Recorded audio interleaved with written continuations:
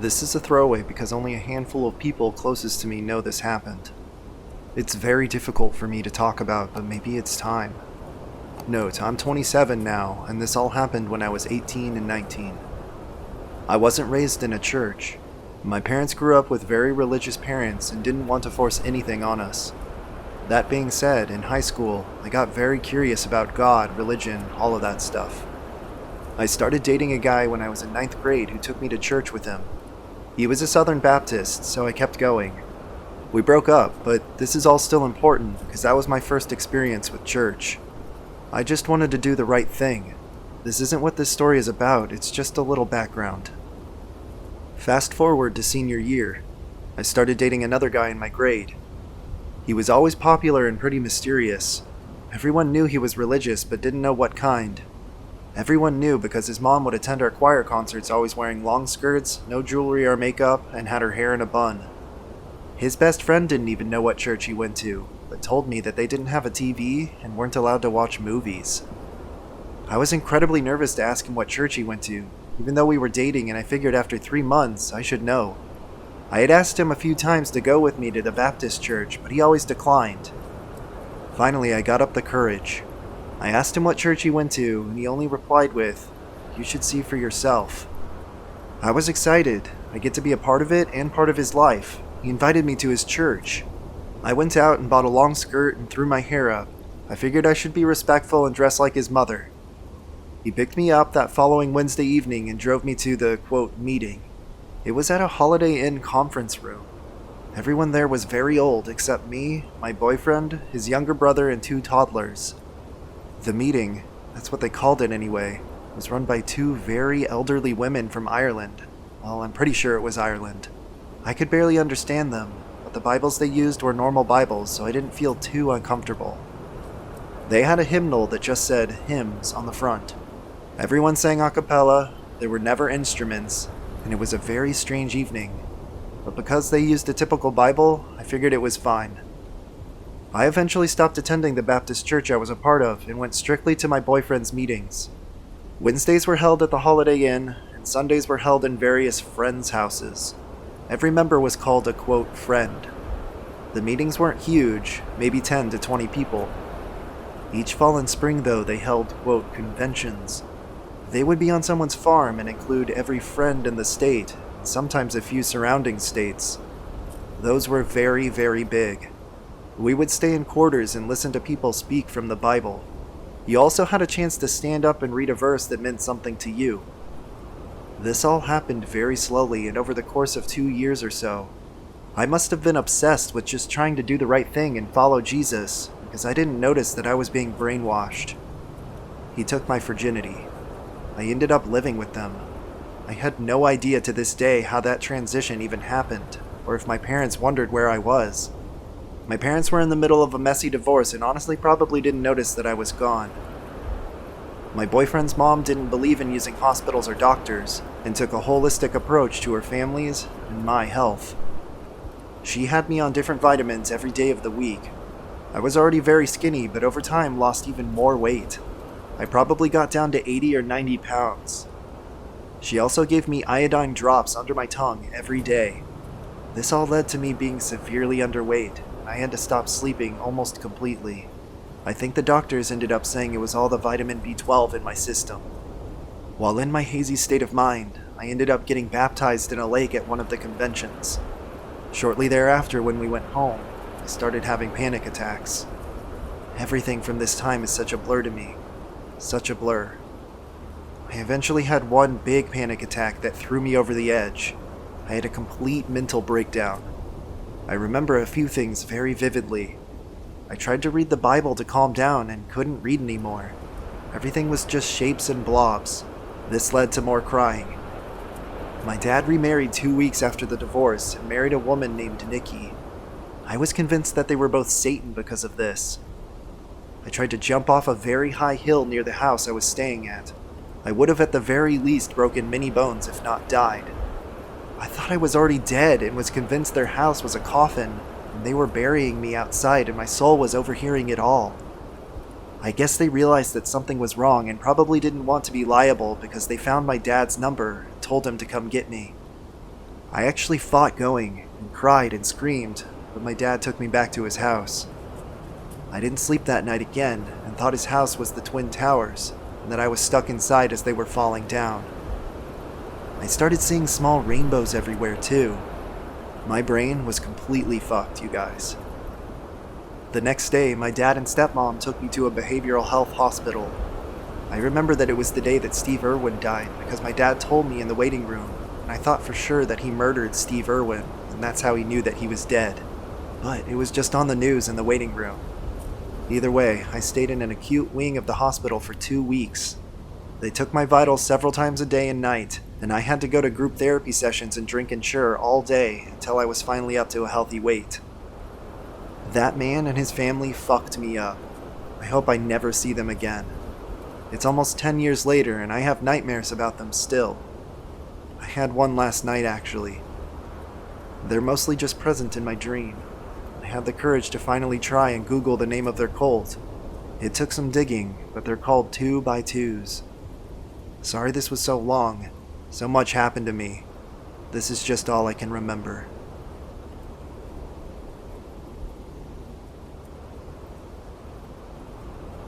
My first semester of freshman year of college, I had been out tailgating before a football game and partying all day. I came back to the dorm rooms to find a group of my friends celebrating one of their birthdays around 2 a.m. by eating mushrooms and smoking some weed. We were all hanging out in the room and there was a loud knock on the door, and everyone started freaking out. I was the most sober and not doing any drugs, so I went to check the door, and it was another guy who lived on our hall. I asked him what was going on, and he and a couple people came into the room and began accusing people of stealing his weed. At this point, everyone in the room is freaking out, because, mushrooms. So I got the people who had just showed up to go out into the hall and talk to me about what was going on. A couple of them left, and just the original guy stayed and talked to me. He was really angry about approximately $30 worth of weed missing from his room. He ended up getting in my face, so I pushed him up against a wall and told him this was all done. At this point, he pushed my arm off of him and made a quick movement. I thought he had tried to punch me in the face, so I lunged forward and tried to do the same, but ended up falling to the ground instead. I fell on my back and noticed blood was squirting everywhere, and I realized that he had stabbed me across my throat and through my cheek. At this point, he was standing over on top of me with an approximately 12-inch hunting knife that he had hidden under his sweatshirt. I wasn't able to move or talk, and I was just clutching on my throat. He ended up just running off, and I was able to slide over and kick the door of one of the nearby dorm rooms. Someone came out and screamed, and was able to grab some others to come out and help. By this point, there was a lot of blood. It had sprayed a few feet up the wall in all directions, and a large pool was on the floor. A number of people came out and put t-shirts around my neck and called 911. I was in and out of consciousness laying on the floor of that hall. But I do remember people saying that 911 thought it was a prank phone call, and that they wouldn't send an ambulance until they spoke to an RA. Next thing I know, the RA from our hall, who supplied everyone with alcohol as a side business, stumbled out of his room drunk and told us to quiet down and go back to sleep, oblivious to what was going on. Eventually, people got a hold of another RA, and 911 said an ambulance was on the way. Judging by the looks of everyone around me, I 100% thought that this was it for me. I even tried to tell some of the people gathered around me what I wanted them to tell my dad, my mom, both of my brothers, and my sister, and I began to make peace with what was happening. The ambulance got there, and I was laying in the back and remembered having a similar conversation with one of the EMTs. The first thing they said to each other was to get the defibrillator ready, because I was losing it. One of them was yelling at me to stay awake, and that they knew I didn't want to have my parents and family bury me. Something kicked in right then and there that I'll never forget, and I made damn sure to keep my eyes open, and I went from making peace with it to making sure that it didn't happen. I got a blood transfusion at the hospital and was sedated from what I can remember, but I woke up around 5 a.m. with 44 stitches across my throat and 10 across my cheek. My entire family was there now, along with some friends from college who met my parents over there after they made the 2.5-hour drive at 5 a.m. after receiving a phone call from the police and hospital in the middle of the night. The doctors told me that I lost over a third of my blood and that by all typical measures, I shouldn't have made it. They said that they had never seen someone lose that much blood and live, and that the knife came within 1 millimeter of hitting my carotid artery, meaning I would have bled out instantly. I honestly don't know why or how it happened that way, but I feel pretty lucky because of it, and it's changed my outlook on life. This happened the week before exams, and instead of going home and pulling out like a lot of people wanted me to do, I went to my exams looking like Frankenstein and passed all of them. I spent the next 4 years of my college career dealing with a very long, complicated process for what was one of the most violent things that had happened in that area for a long time. Long story short, after 4 years of back and forth and appeals and an ongoing trial, we let the guy plead guilty to a lesser assault with a deadly weapon charge to be over and done with it. By that point, it was something that I dealt with daily and still had PTSD issues and trouble coping with everything that had happened. He went to jail for a couple of years and a long period of probation, but what happened after that, I don't know. I was just glad to wash my hands of all of it and put the whole thing behind me. A quick edit. Here's a picture of the throat scar. This is over 9 years later after having multiple laser scar correction procedures done on it.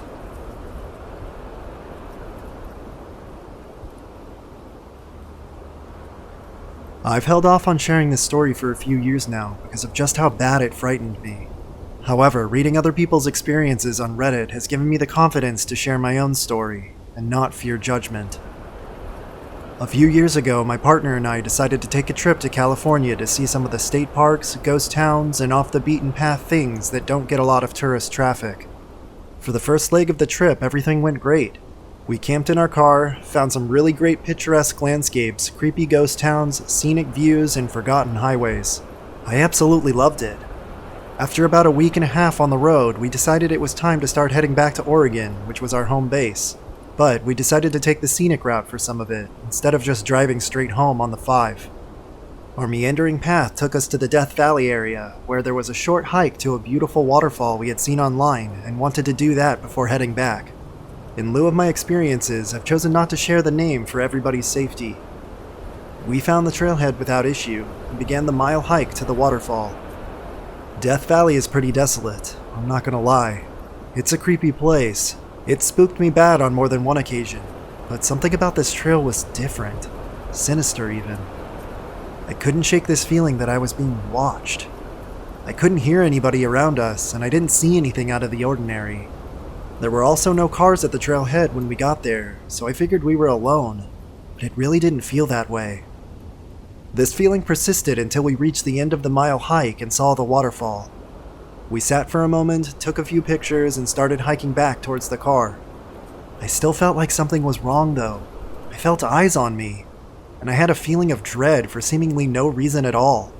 I tried shaking it off, but I just couldn't. I started walking a little quicker to our car. We got there without incident and started throwing our hiking poles and water bottles into the back seat of the car.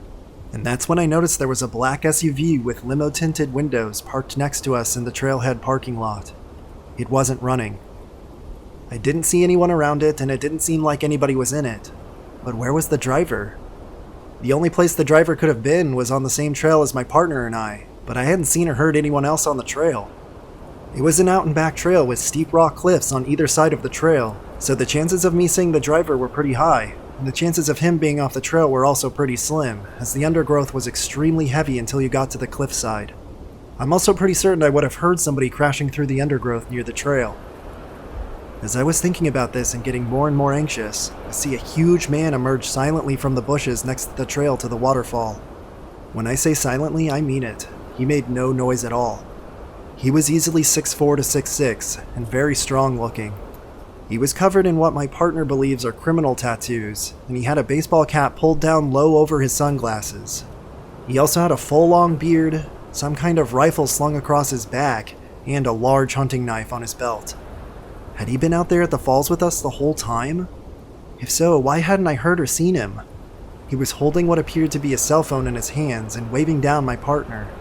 My partner is 5'5" and skinny. In a silent panic, I grabbed him by the arm to keep him from getting too close to the man. I realized at this moment that the man had that gun, and distancing ourselves to him was irrelevant, but as I said, I was in panic mode. The man said he found this cell phone, the one in his hands, near the waterfall, and didn't want us to leave without it. We both quickly checked our pockets and realized that we both had our cell phones, and we both assumed at the same time that this was some sort of setup for a robbery or something far more sinister. We jumped into the car, fired her up, and drove up the dirt road as quick as we could. The man just stared at us through the rear window as we drove off. It terrifies me to think that he was out there the whole time with us, and we didn't hear him, see him, or even know that he was there at all. How many other times has something like this happened to me? I never would have even known that the man was out there with us had he not chosen to make his presence known. I'm not gonna lie, it really made me think twice about hiking alone in the woods or in an isolated or desolate area. I also found myself wondering what would have happened had we chosen to engage with him. Were there others with him? What would have happened to us? I've had nightmares about this man in several instances since this happened. I'm just glad I trusted my gut.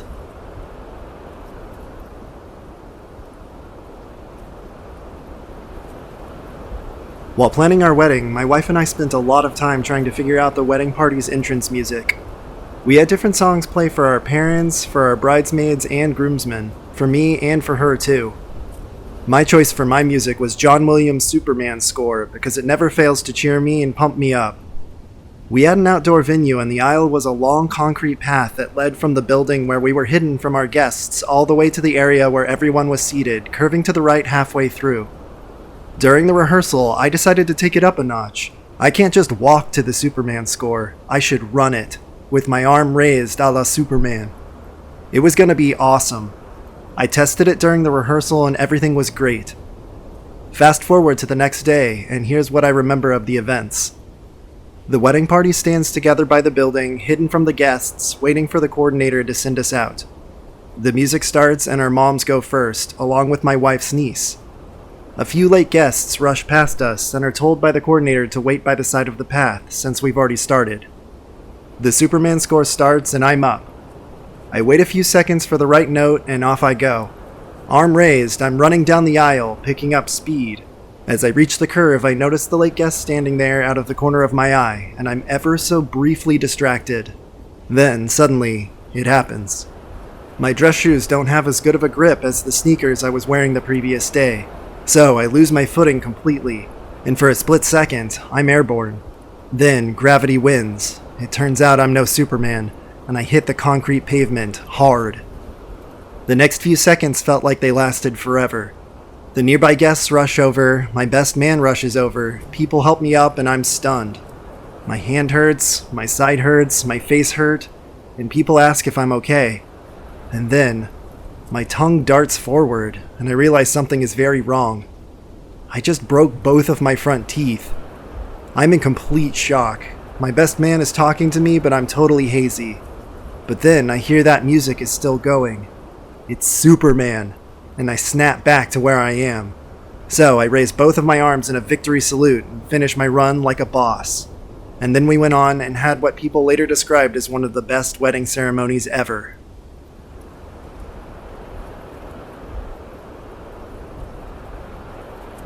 We had just moved to a new state a few months beforehand. My family was trying to make friends in our area, specifically in our church, so they invited pretty much everyone to our house for a Thanksgiving potluck and our Thanksgiving dessert. We also had 3 family units visiting from out of town and staying with us, so about 10 extra people there too. We had a pretty large turnout, especially around dessert time. All was well and good, until someone exited the bathroom and informed my parents the toilet was backed up despite several plunging attempts. Then someone says it's happening in their toilets too. Nothing is flushing. So the men get to work. It's nighttime, and about 10 men are all running over the house doing their MacGyver best to solve the mystery. Nice friends, to be honest. It's in the South. The mystery gang end up outside in our backyard, and are met with wet, mushy grass. Yep, our septic tank downright exploded on Thanksgiving, with about 50 people in our house, at night. Also, with a lot of those 50 people being kids who can't control their bladders or bowels very well. The only place to go was behind our shed. We quickly set up barriers, one side for men and the other for women. The party eventually files out, far later than you'd expect after such a hazard occurring, but we still have a lot of people staying for the weekend. The septic tank guys can't make it out till midday Friday, so we end up destroying the back of the shed with our post-feast blowouts by the time the toilets were working again.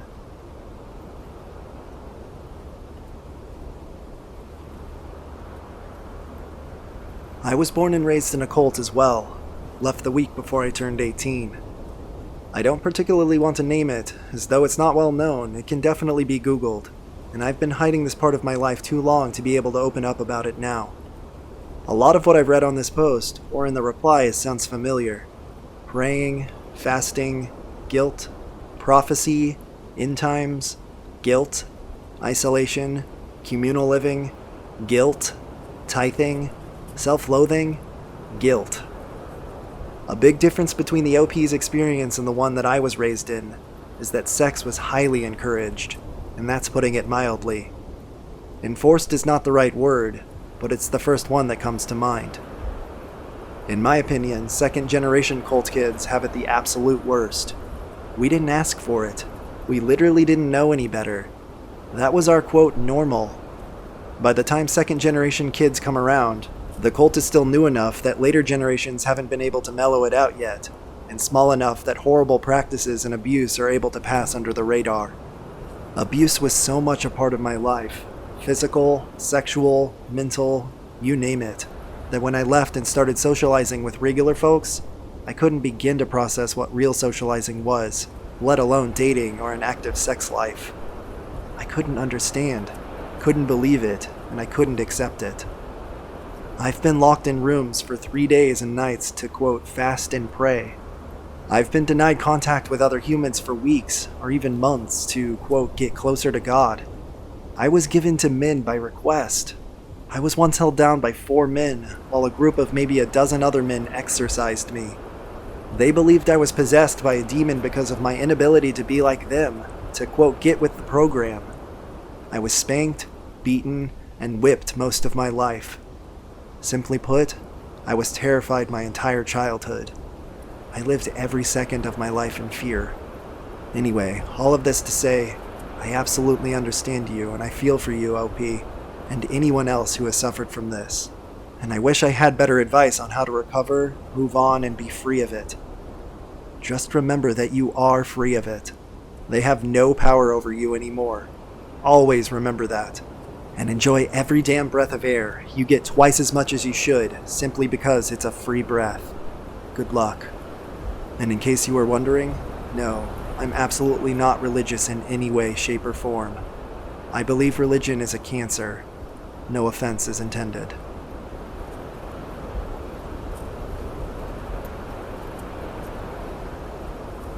I'm sure it's been done before, but here's my story. Back in May of 2006, I got off of work at the mall. I got on the bus as usual, and another mall employee I had talked to on a regular basis sat down across from me. We chatted it up for a while, and he commented about always running into people that knew me. And lo and behold, there was another person I knew as an acquaintance on the bus, so we moved back to talk to her as well. The first guy gets off, and her and I keep talking. She says that she has to walk to meet her boyfriend before we get off, and I offer to walk with her until she meets him, but she declines and we go our separate ways. I go to the store before headed home to grab some beer. Halfway through my first beer, there's a knock at the door. A friend of her roommate. We talked for a bit and then he left. Almost done with my beer now, and another knock. It's him again, but he just asked if he could use the restroom. Thinking nothing of it, I said sure, but in fled 3 more people behind him as soon as the doors opened the rest of the way. One of them the boyfriend of the girl on the bus. The first thing said was, "Why were you messing with my girl, dog?" As 2 of them opened butterfly knives and I tried to talk them down, I sat there calmly on the couch. They were quite unwilling to listen, and I think sitting there calm and just trying to talk pissed at least one of them off. The boyfriend is in my face waving his knife around, but he didn't make the first strike. His friend jumps out from behind me and stabs me in the neck. It honestly felt like it went in one side and out the other. I suddenly stood up, grabbed my throat and said, "Fuck, I'm gonna die." I ran to my bedroom to get away through the patio door in there. I close one door behind me, and I'm going for the sliding glass door when there's a crash and a slam against the back of my head. They had kicked the door off of its hinges, and it hit me. The next thing I think I remember is me in the living room again, but it might have been me stumbling into the hallway instead. I see 2 flashes. They reflect off of a man's glasses. There was an ambient light coming from outside, but for a moment it was just those flashes. I'm suddenly on the floor looking up at the front door. One figure is standing there, and I tell him, "Just leave, I'm already dead," my voice raspy and gurgling. He then asks where my phone is, and I say I think it's in my bag. After he grabbed it and was out the door, I hear a car squeal out of the parking lot, leaving me for dead. I picked myself up off the floor and stumbled out the door and started knocking at my neighbor's window and door for help. Luckily, they looked out, and right after that the man is outside with a towel telling his family to call 911. I have no idea how long it took, but they started showing up and asking me questions. The usual sort. Who and why. Honestly, I was incredibly scared to talk, because I thought every time that I did, more blood poured out than if I were silent. I remember the paramedics arriving to take me away, and I tried to persuade them not to cut off my clothes because I was not wearing any underwear underneath. Thinking about that now, it's just delirious. I was trying to maintain some modesty, I guess. They were asking me questions as they were getting me ready, on the stretcher, and through the entire ride to the nearest trauma ward a city over.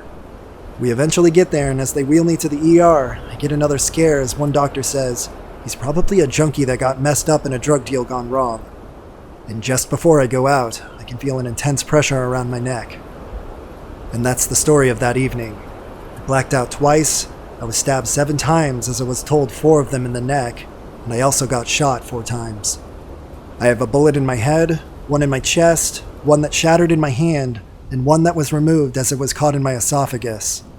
I was out of the hospital in just 11 days.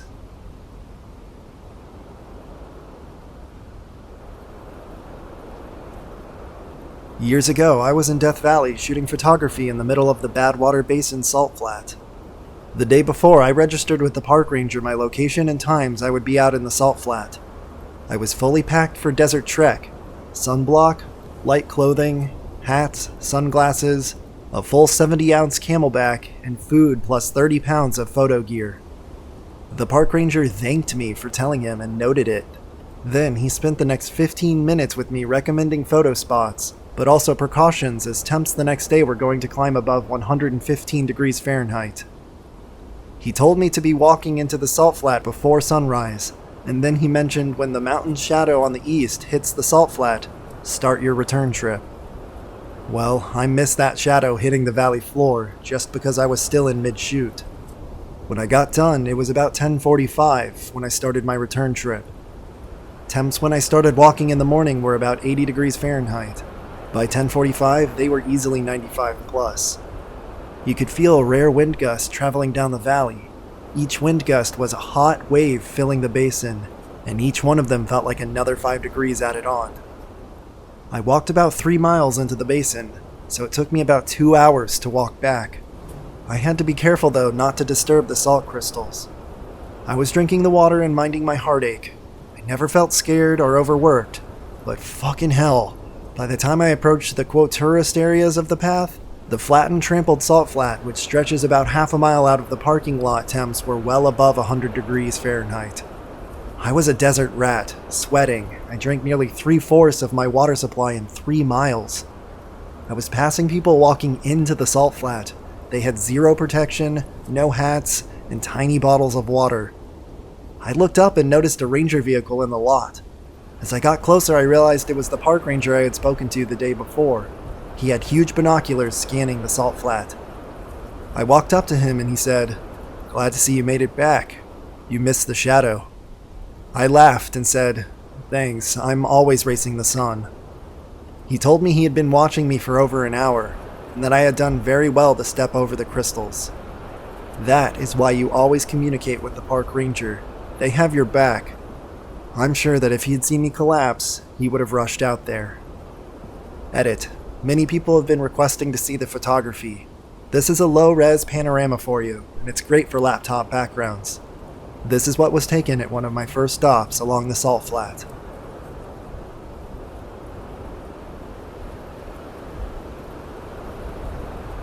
I'll start off by saying this is funny now. My daughter got married in August. The ceremony was in Seattle, Washington at a lovely venue on the water. My husband was hospitalized 2 days before the wedding with sepsis in Denver, Colorado. Having to call my daughter and tell her that her dad might be dying and that neither of us could attend her wedding was one of the hardest things that I have ever done. She sobbed her heart out and she was worried about her daddy. And she was also devastated about us not coming. Okay, that's not the funny part. Luckily, Steph has an older brother and sister. Andrew would do the duties of the father and Michelle would be, quote, the mom. We would watch everything on a huge TV provided by the hospital. Anyway, everything was going well aside from a couple of little issues. The wedding party was having a lovely time drinking champagne. Stephanie, the daughter who was getting married, was to bring her diamond wedding ring to the ceremony so that Kevin could put it on her finger. Only trouble was, she had nowhere to put it. Now, let me just say that any plan that is devised by a bunch of girls 3 glasses of champagne deep is sure to be doomed. Michelle, the ever-helpful maid of honor, offered to take the ring and hold it for Stephanie. Anyone who has read my stuff knows that Michelle is a bit of a free thinker. She's easily distracted by bright, shiny objects. Yeah, you guessed it. She decided to stick the ring in the top of her Spanx. What could go wrong? Off the girls go to a local beach for pictures. They're still sipping champagne and having a wonderful time. Halfway through the photo session, Stephanie declares, "I've really gotta pee." There's no bathrooms available, so Stephanie goes to pee behind some bushes. This apparently can't be done in a fitted wedding gown without assistance. Who knew? Michelle, tipsy as can be, helps Stephanie pull the gown up to her waist. Then Michelle thought, well, I have to pee too. Once the display of public nudity is completed, they headed back to the venue 20 minutes away. They were almost there when Michelle realized that the ring is no longer in her Spanx. She clasped a hand over her mouth in horror, and her eyes filled with tears. One of Steph's friends noticed. She whispered, "Michelle, whatever is wrong, just say it out loud so that we can fix it." "The ring is gone," Michelle said. Steph's head swiveled around so fast that her updo was in danger of taking flight. What? They rounded up the bridesmaids' husbands and boyfriends. With directions to look for the pea spots in the bushes at the beach, they set off. Meantime, the ceremony should have already started 30 minutes ago, and I called my son. "Andrew, what's the delay?" Nothing, Mom. We're just working out one last detail." The guys arrived at the beach. They got down on their hands and knees in their suits and wingtips. Ties dragging and pant cuffs full of sand, they searched. They sifted through many damp spots by numerous bushes. Sweating, sun beating down on their backs, they find the ring. They race back to the venue and the ceremony begins and everything was marvelous, except for the absence of us and her sandy ring. No one told us about the great ring incident until days later. Steph was the last of our brood to get married. Thank heavens, I don't think I can take any more of this. By the way, my husband's fine.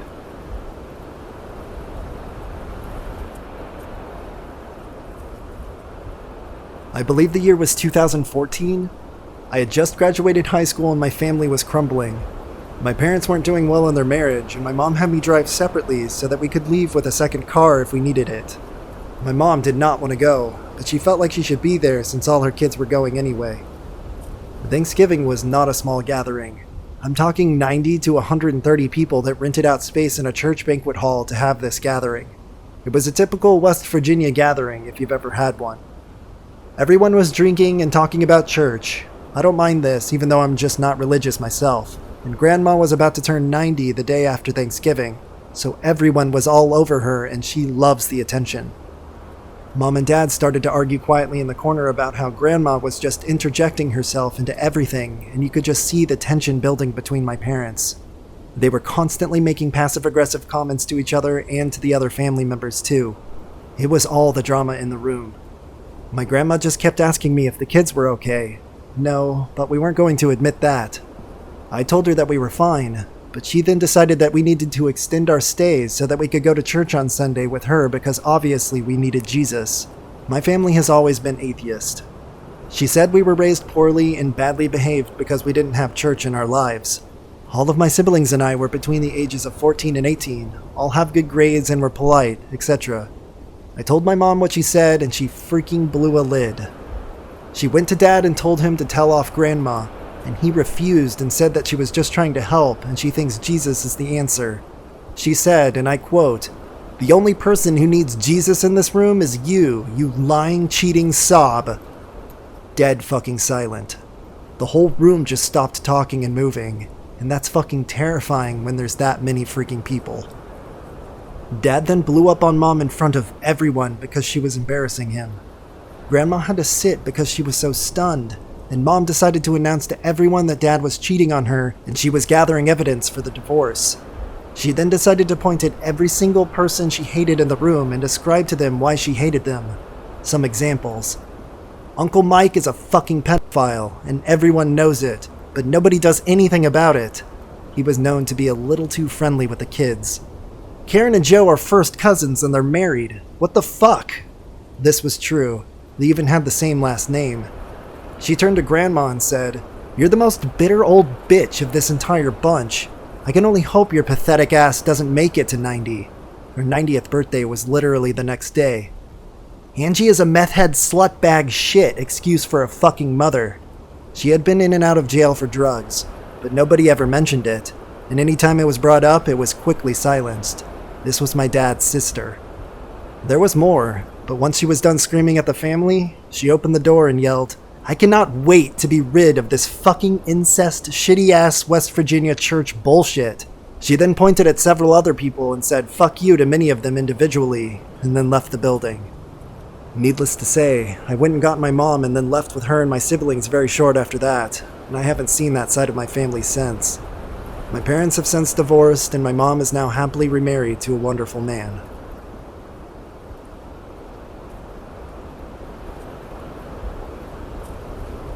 What ruined my wedding? Let me count the ways. My husband and I had originally planned to be married on August 8th, 1986. Unfortunately, I guess depending on how you look at it, I was pregnant by Thanksgiving of 1985 with a due date of August 1st. So we moved the wedding up to January 18th. First, I was raised Catholic, 12 years of fine Jesuit education. My husband was generic Protestant.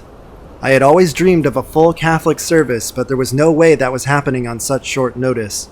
So my husband suggested the retired pastor of his parents' church. Fine, if I couldn't have a priest, at least it was someone his family knew. More about that later. Next, to find a venue. My husband had just graduated college and we literally had nothing to our name and a baby on the way.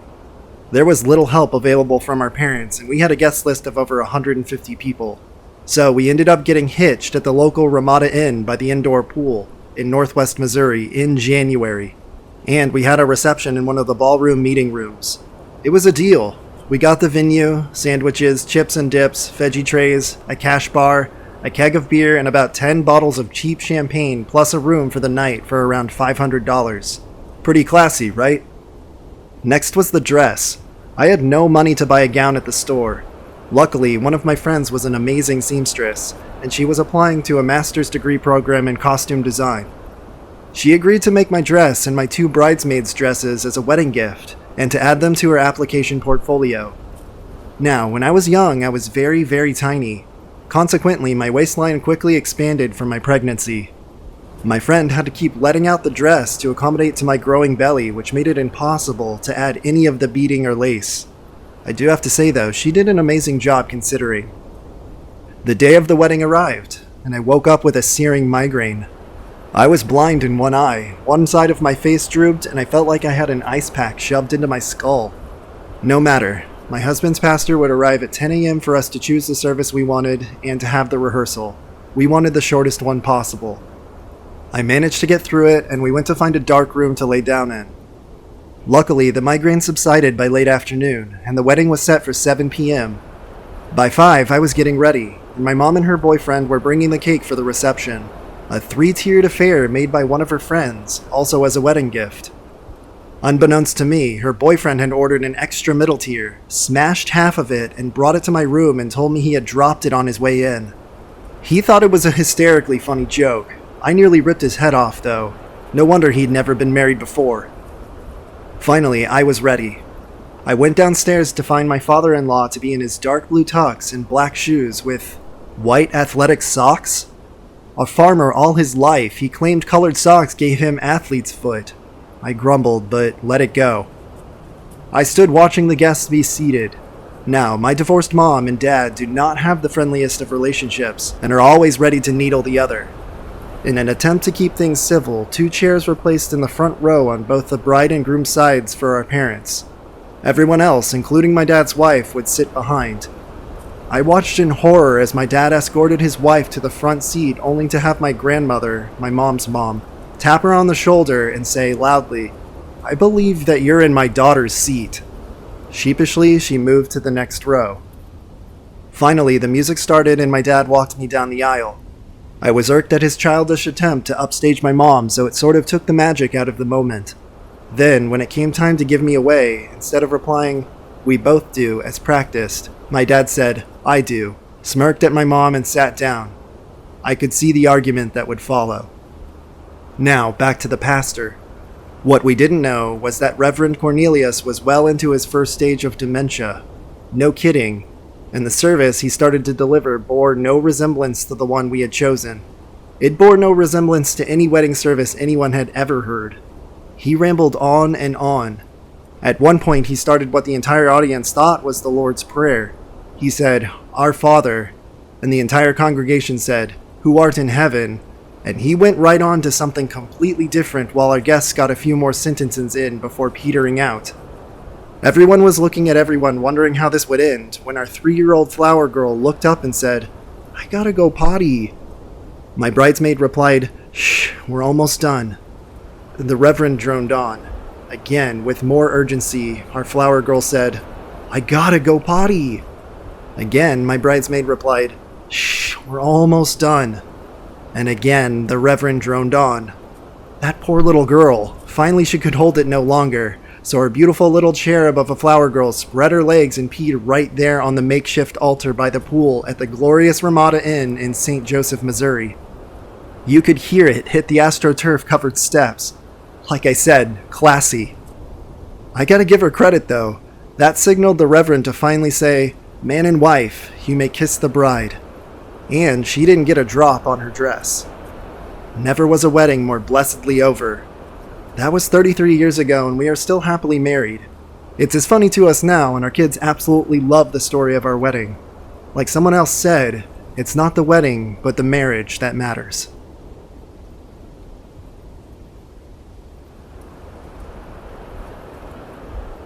My mother and grandmother had plans to go to a restaurant last year. My sister convinces them to go somewhere else at the last minute, though.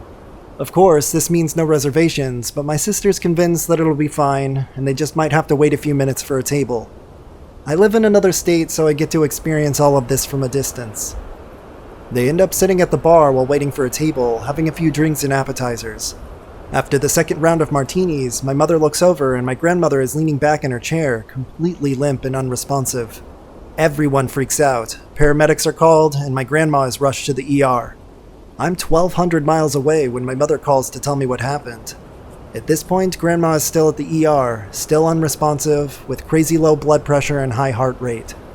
I'm ready to book plane tickets and rush to the airport when my mom calls back, saying, "Don't worry, everything's okay. Your grandma just got really, really drunk." Her blood test came back completely normal, except with a BAC of 0.24, 3 times the legal limit. She was awake now, so I got to talk to her, and she was crying. "I'm so sorry. I've ruined Thanksgiving." I assured her that she hadn't ruined anything, and that everyone is just happy she's okay. So my grandma's 90 years old, about 4'8", 100 pounds. She hadn't eaten anything all day because she knew they were having a big dinner. She also ordered another martini while no one was looking, so the second martini was actually her third. This turned into the perfect storm of really drunk grandma. TLDR, grandma got run over by a martini.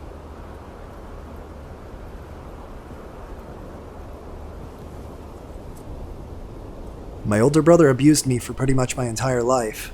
Broken bones, chemical burns from supergluing my eyes shut while I was sleeping, regular burns, strangling, you name it. The one instance that sticks out to me the most is when we were roughly 13 and 15. He was pissed because I was watching a show and didn't want to give up the TV for him. He started punching me anywhere his fists could land. I tried to escape into our room and he slammed into the door until it cracked and he could get in. He chased me through the house, managed to grab me by my hair, and throw me over the banister. I free fell an entire level downstairs. When I stood back up, he was standing at the top with a chef's knife in his hand. At that point, I freaked out and tried to escape through the French doors in my sister's room, but he had made it outside just as I opened the door.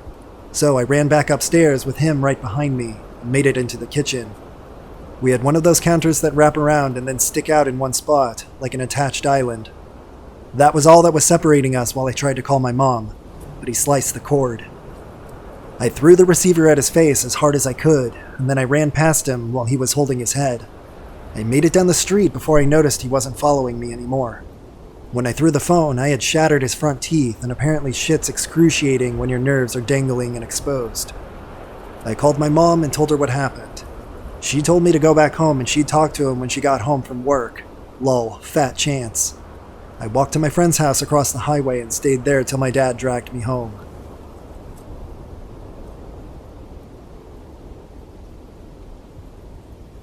I might need a drink just to get through all of this, but here it goes.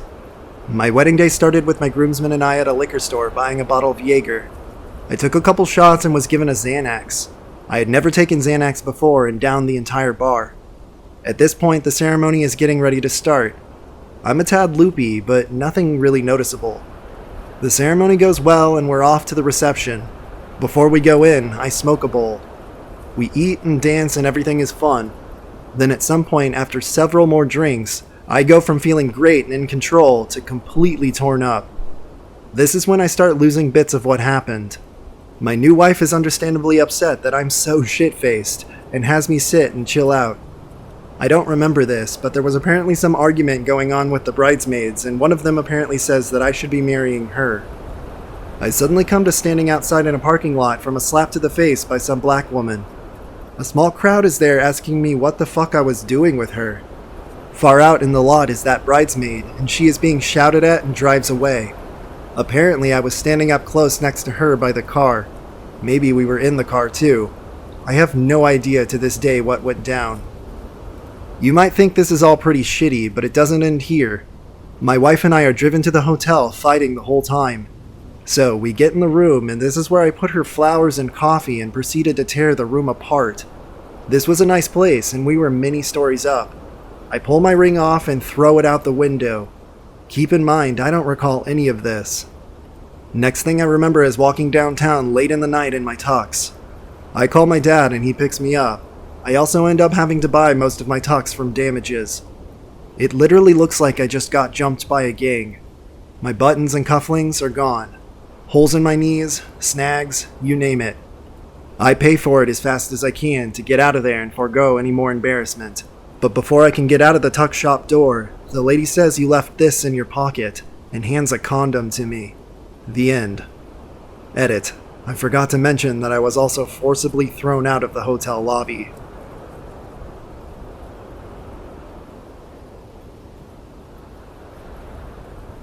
My brother and I were walking along a river with my grandpa and collecting pretty little stones. Some of the cooler ones were in the river, so every now and then we would dive in and grab a cool looking pebble or two. We were at this for a good 2 hours until one minute I hear a deep distant rumble. Something akin to what you would expect an earthquake or explosion to sound like if it were in the distance. Anyways, I considered this sound for a good 10 seconds or so before continuing my search for shiny little rocks. And that's when I accidentally turned my head to see a 10 to 15 foot tall wall of water smashing the cliffside on the turn of the river and continued to rush towards us at some insane speed.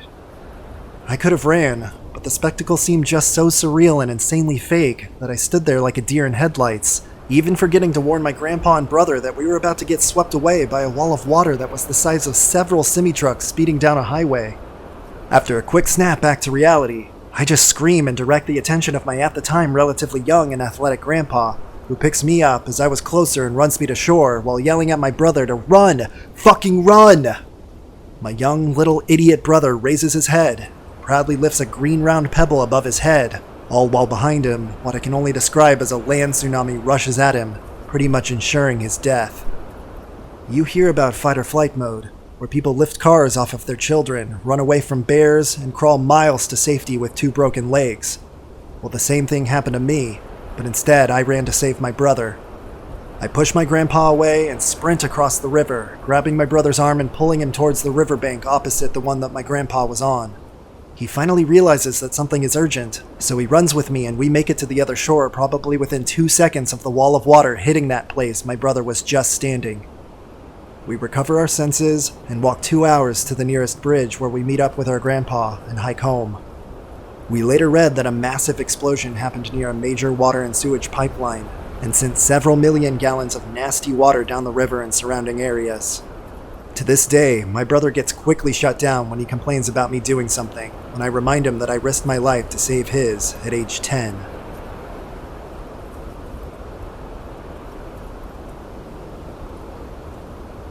So, my grandmother loved hitting garage and estate sales. She had a bit of a hoarding problem, but she also loved spoiling us grandkids, and preferred to get a deal on said spoiling. She had tactics that would make normal people tremble in fear if she showed up at their sale. The sale in question, she rolled up to near at the end of the stated time, and did a quick perusal of the joint and said, "I'll pay you $50 for everything." She did some more snooping, found a box in the guy's garage, and insisted that he'd take $5 for it. She was old. She pulled the grandma card. He caved. Well, one Thanksgiving, my grandma is at my cousin's house for dinner. My aunt, her adult children, their children, uncle, his wife, and grandma are the people there. Dinner is winded down at this point, and people are doing the lazy thing, just sitting around and talking because there's nothing on TV worth watching. My grandma remembers that she lent my cousin's husband that box of videotapes that she snagged at the garage sale over the summer for us, my siblings and I, but that she was going to have him look through it first to see if there were not any PG-13 videos in the box. In my cousin's husband's defense, he totally forgot about the box. He never even looked in it, just snuck it off to the side and spaced. People are like, "Yeah, let's watch a movie. What's all in there?" And Grandma goes, "Well, there's a variety from what I saw. The guy I bought it from didn't want to sell them all to me. I had to fight for them for the girls, but we'll see. At least one of them seems to be educational, kind of a touristy kind of video on the parts of Texas." She then went to the box, pulled out the tape that she was looking for, and pushed it into the VCR and hit play. As the blank part of the tape at the beginning was scrolling through, she got herself settled back into her seat. "You know, this sounds like it might be a good one. It's been a long time since my husband last took me to Dallas. I'd like to see what's changed." "Dallas?" "Yeah, this girl Debbie did a tour video of Dallas, Texas. Sounds very educational, good for the girls to see." Cue the family all jumping up out of their seats, trying to eject the tape before any of the actual audio starts to play, and therefore submitting my cousin's little kids to Debbie Does Dallas, the porn movie. Then they had to explain to Grandma what porn is, and why these tapes weren't good for us girls being ages 6 to 10, and that my cousin's husband will just give her the $5 that she spent on them and, quote, destroy them for her. She was still pretty ticked off, apparently remembered who sold her the box, too. She tried to get my uncle to drive her over to give him an earful for having such filth in his house, let alone selling it to an unsuspecting little old woman.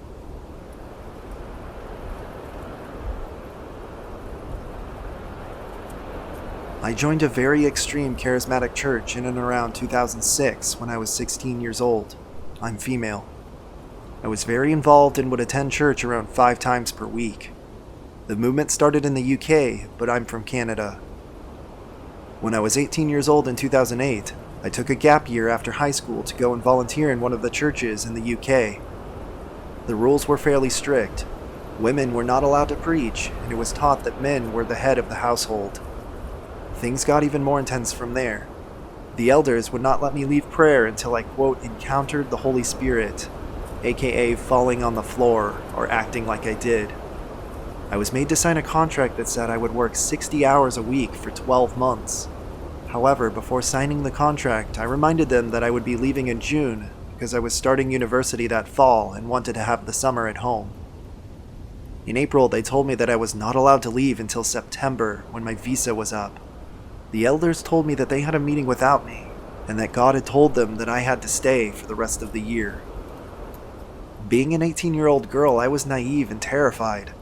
I told my parents. My parents threatened to go to the media, as I was being held against my will in another country. The elders from my church back in Canada basically had a lot of bad press already, so they convinced the elders in England to let me go. Since then, I've become an atheist, but not without being kicked out of the church first, because I smoked pot. If I ever asked questions, they would tell me I had a deceiving spirit and try to pray it out of me. They only let me read the books that they said I could. Their organization was also very pro-Jews and spread hate about Islam.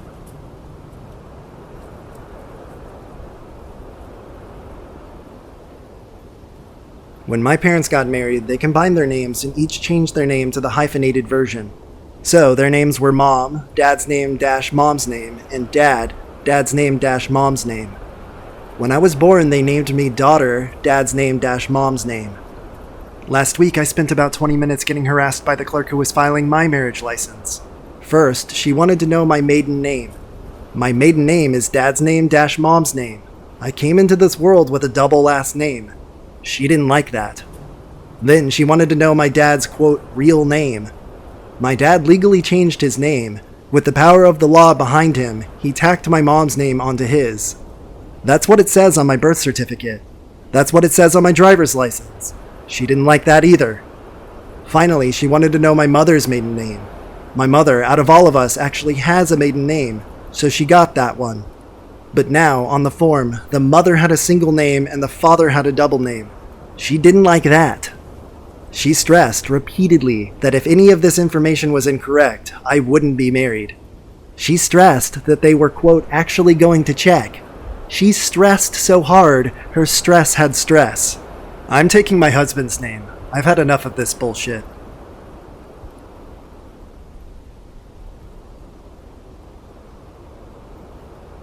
When I was younger, I got mixed in with the wrong crowd and ended up starting using meth.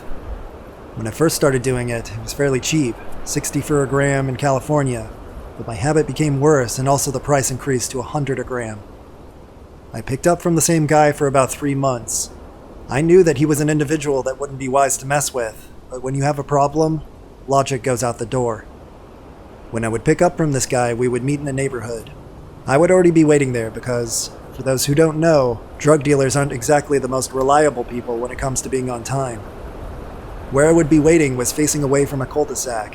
He would pull up next to me, he would hold the drugs out the window, and I would hand him the money, and we would drive off. But I noticed something. When he would drive off, he had to perform a 3-point turn first to get out of the crowded cul-de-sac, whereas I just drove off and exited to the left about 100 yards away. So I ran out of drugs and was on a, quote, mission. I decided to use this to my advantage and steal the drugs when he handed them out the window. I called him up and ordered an 8-ball, and we agreed on the same place. As planned, I was there on time while he ran a solid 35 minutes late. He turned the corner and my heart began to race, palms sweating, and I began to think that this wasn't such a good idea. But the fact that I didn't have any money and would have just wasted his time would have consequences itself. So I thought, since I'm gonna burn the bridge either way, I might as well come up. He pulled up and handed over the baggie. I quickly snatched it.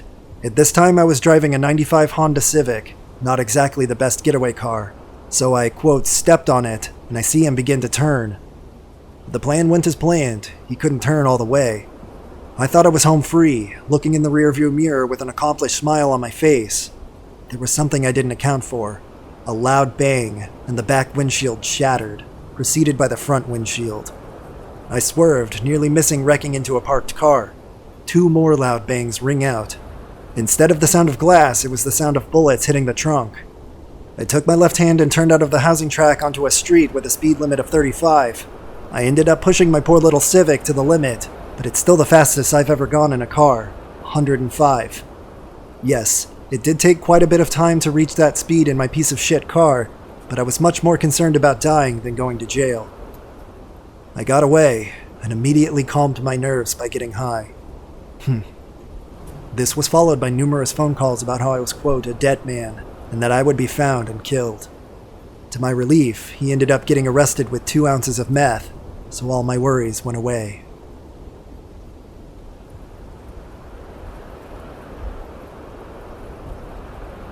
When I was 16, I got a weed brownie from my dealer. I had never done edibles before, so I was super excited. I decided to eat it before Thanksgiving dinner, so I would have a nice high and all this good food to eat. He warned me that it was strong, and to only eat half of it. I ate half, and after like 15 minutes I wasn't feeling anything, so I decided to eat the other half too. I didn't know at the time that with edibles it takes a while to kick in, and wasn't instant like smoking. By the time dinner came by, I was very stoned, like too much for my own comfort. My aunt and uncle were there too, along with my little cousin who was like 4 at the time. I was so stoned that I could not look at anyone, so I just awkwardly stared at my food and gave one-worded answers when my family tried to talk to me. It made things incredibly uncomfortable for everyone. After about 20 minutes, I couldn't take it anymore, so I just picked up my plate and went downstairs to my room.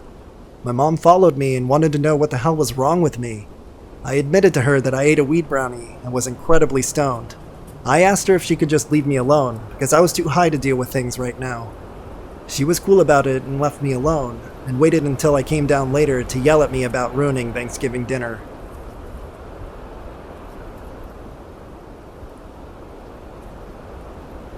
I was into drugs and trouble when I was a teenager, and as a last-ditch effort, my parents shipped me off to a fundamentalist Christian treatment center a couple of states away when I was 17.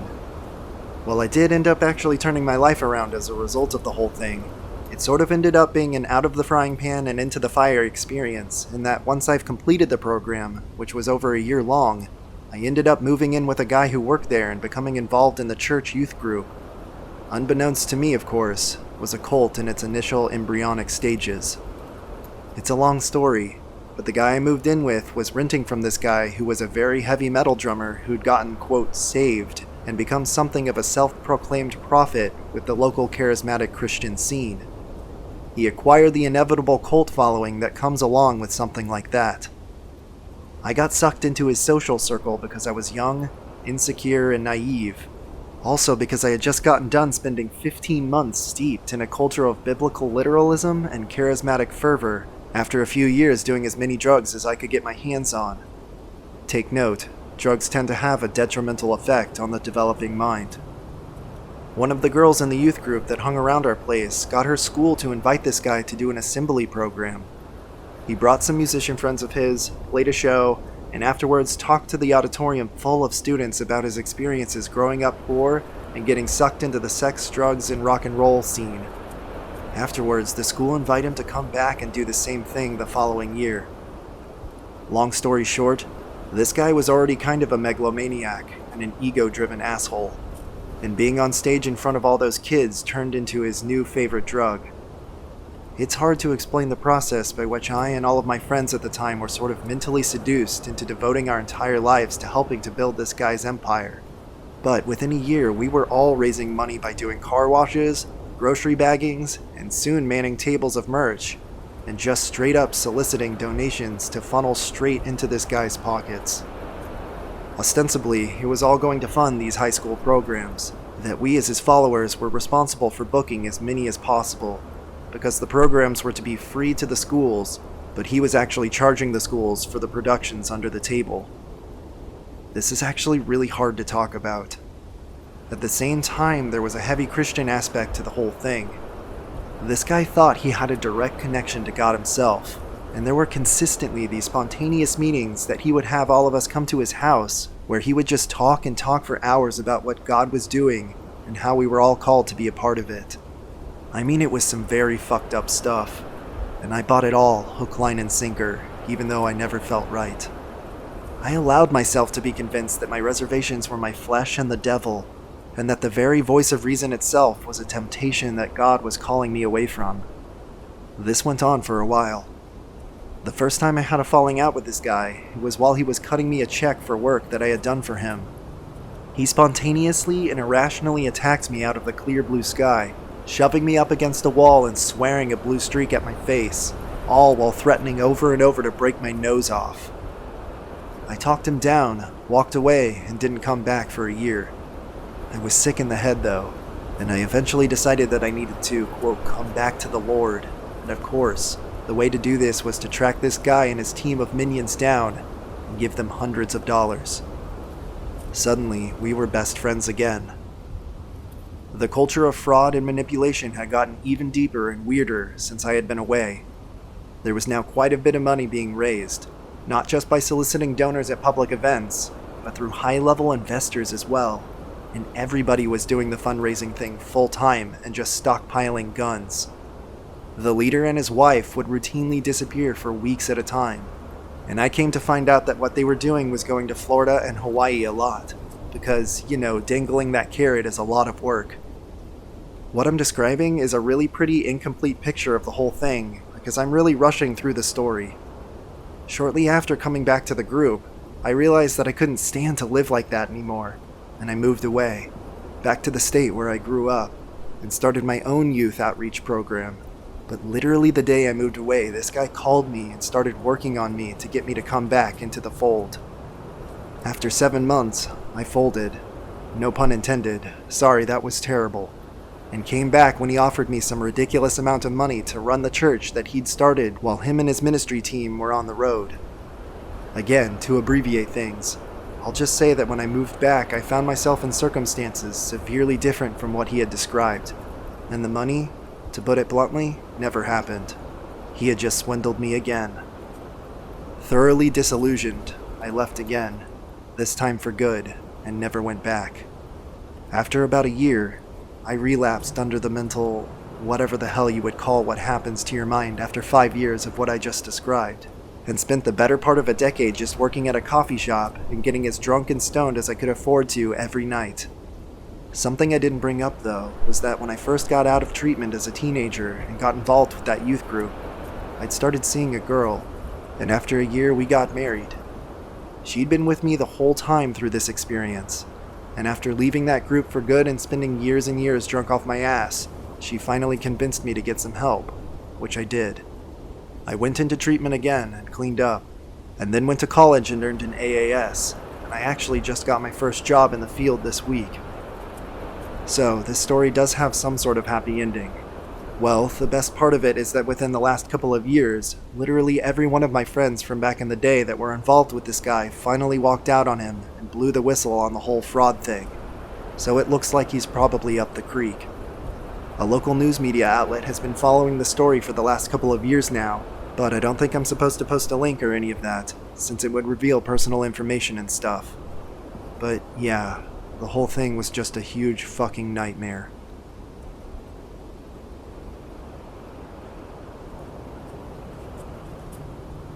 I think anyone who's visited Death Valley can agree with me on this.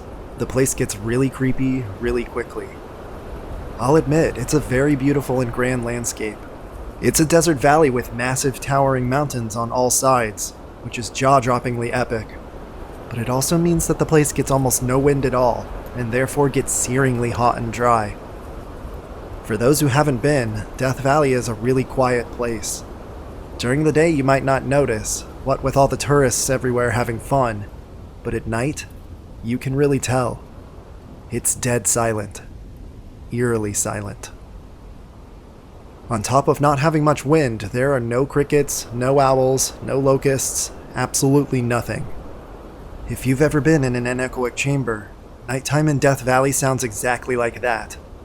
It's so devoid of any kind of noise whatsoever, and voices don't echo at all. It's so quiet, you can almost hear your heartbeat. If you don't have access to an anechoic chamber, just go to your closet and put your head in between the clothes. It won't be as soundproof, but it'll be close. Also, being such a remote place with no physical police station within the park itself, I feel like it's the perfect place for a serial killer to commit a string of murders. That was actually one of my first thoughts when I entered Death Valley. Even in the quote busiest part of the park, you could be walking around for a late night stroll, and I'm pretty sure someone could easily sneak up on you, slit your throat, and throw your body somewhere out in the salt flats, and nobody would notice until months later. So as wonderful as the park was, I was actually kind of glad to leave. I think 2 to 3 days is the max if you want to visit Death Valley. Any longer than that, and you'll be questioning your sanity.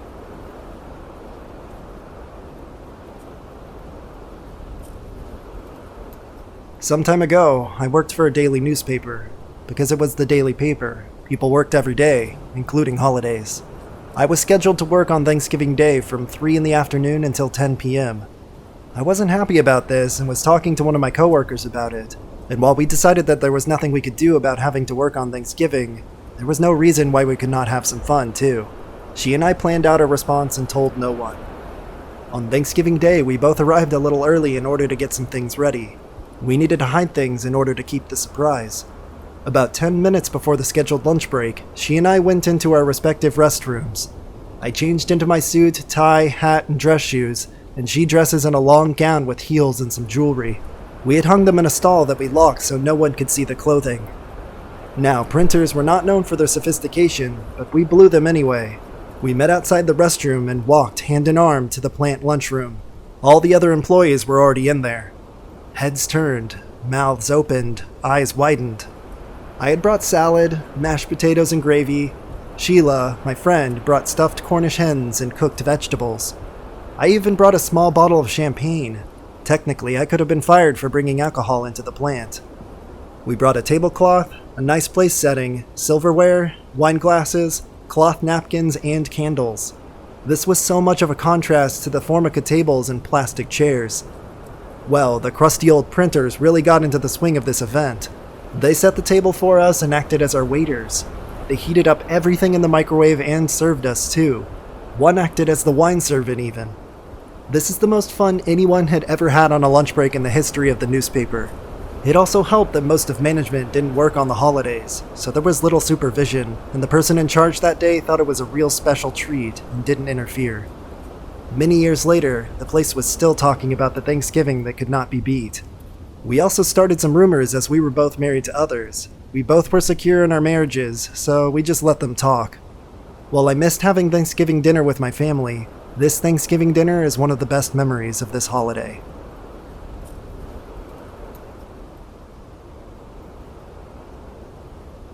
One day during college, my roommate, our friend, and I decided to ditch class and explore. There was a state park about 10 minutes outside of town with about 3,000 acres of forest. We drove my truck out to a cul-de-sac at the edge of the woods and walked in. We hiked a mile or so in and found a steep hill with a cliff at the top. We climbed to the top to chill there and watch the sunset. When the sun had set and we realized it was getting dark, we figured it was time to leave the woods. For some reason, we decided that we would save time if we walked straight for the cul-de-sac instead of going exactly the way we came in. The problem was, we were turned around enough that we only thought we knew which direction we were heading. When it finally got dark, we decided that heading back to the cliff was the best option. We had cell phones at the time, but we were far enough back in the hilly woods that none of us had any reception. At this point, it was completely dark. We were at least a mile in these woods, and we have no clue where we are. Luckily, we had enough sense to have a flashlight and a little beef jerky with us, but we really didn't have anything else. At this point, we are fairly certain we're going to spend the night in the woods. We decided to hike to the tallest hill we could find to see if we could get any cell phone reception. Finally, after a couple of tries, our buddy gets one bar. We called the one guy that we knew that had a car, as we were sophomores at the time, and thankfully he answered. We gave him directions to the cul-de-sac and stayed put for about another 20 to 30 minutes. When we eventually called him back, he had found my truck. Next, he tells us that he'll honk his horn and yell so we can follow the sound out. We could hear him. The only problem was, we had no idea where it was coming from due to the hills and valleys of the woods. The sound was just bouncing all over. He tells us to yell, same issue. He can barely hear us, but we're so far in that he can't tell where it's coming from. We decided that we would hike to another hill to find reception, try yelling again, and then judge by volume whether we were getting closer or further away. We do this, and when we get him on the phone again, he can't hear us at all. We go back and forth like this for a while, but eventually we find each other and emerge from the woods, approximately 8 hours after we had entered. We went back to that cliff many times in the daylight to screw around, even camped overnight several times, and never again had any problems finding our way out after paying attention to how we got in.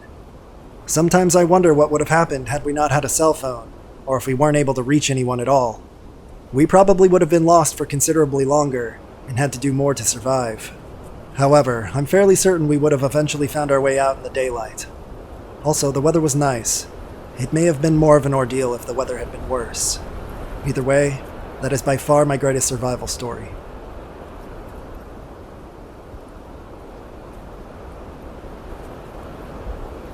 I was about 8 years old when my aunt was remarrying. She had a smaller, low-key ceremony in her backyard. All the houses in the area that she lived in had backyard access to a trail system that ran through the woods and down to a lake. After the vows had been exchanged and everyone was getting into the reception mode, myself and my cousins, who were the same age as me, decided we were going to go play tag in the trails behind. It was all well and good for a while, but as we were getting ready to take a break and head back to the backyard, my younger cousin ahead of me stepped on a fallen beehive just in the bush to the side of the trail. As I was following closely behind, the majority of the bees went into a frenzy all over me. I ran screaming and panicked back to the backyard, all the while keeping at least 40 of these bastards stuck to my pants, repeatedly stinging at the pant leg. I yelled for help, but most of the attendees were too drunk to realize the seriousness of what was actually happening. One went as far as to try and burn off one bee with a cigarette, all the while I still had a good 30 more clamped on the other parts of my pants. Eventually I said fuck it. I ripped off my pants and ran through the house. I locked myself in the bathroom and showered off to clean the stings. I grabbed some pajama bottoms for the rest of the night though. Forget going anywhere near that bee infestation that was my pants. I didn't really ruin the wedding or anything, and my aunt still laughs about it today. TLDR, fucking bees, man. Everywhere.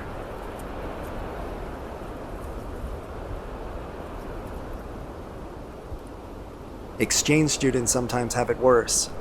I was an exchange student from Malaysia and was placed in Missouri in 2006.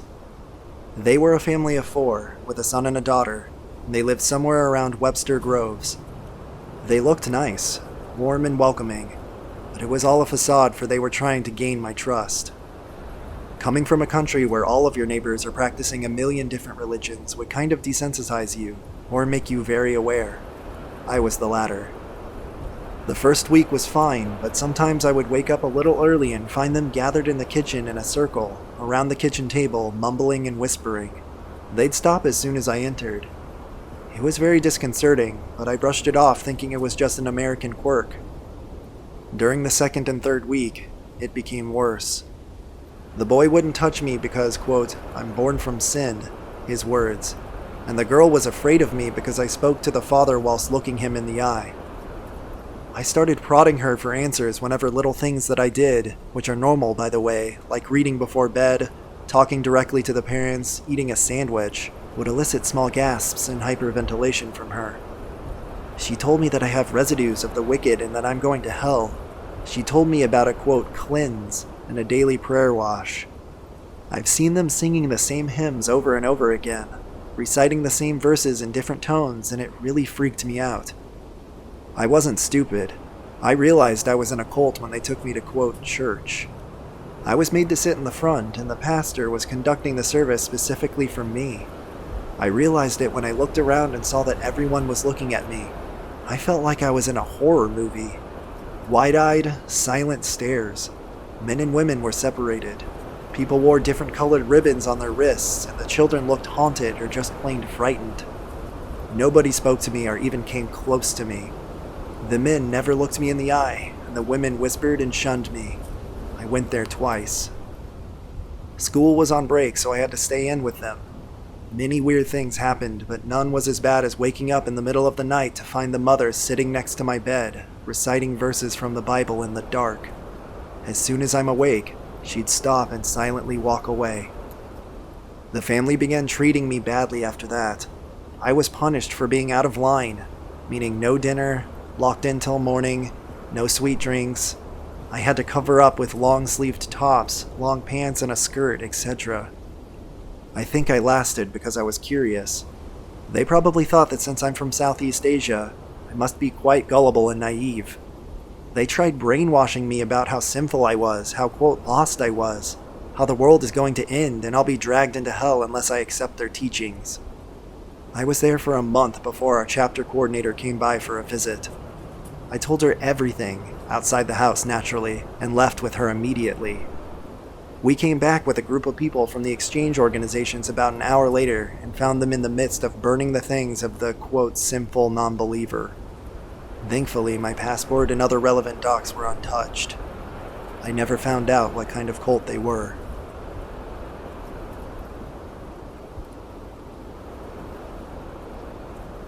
I lived in a duplex years ago with one of my coworkers.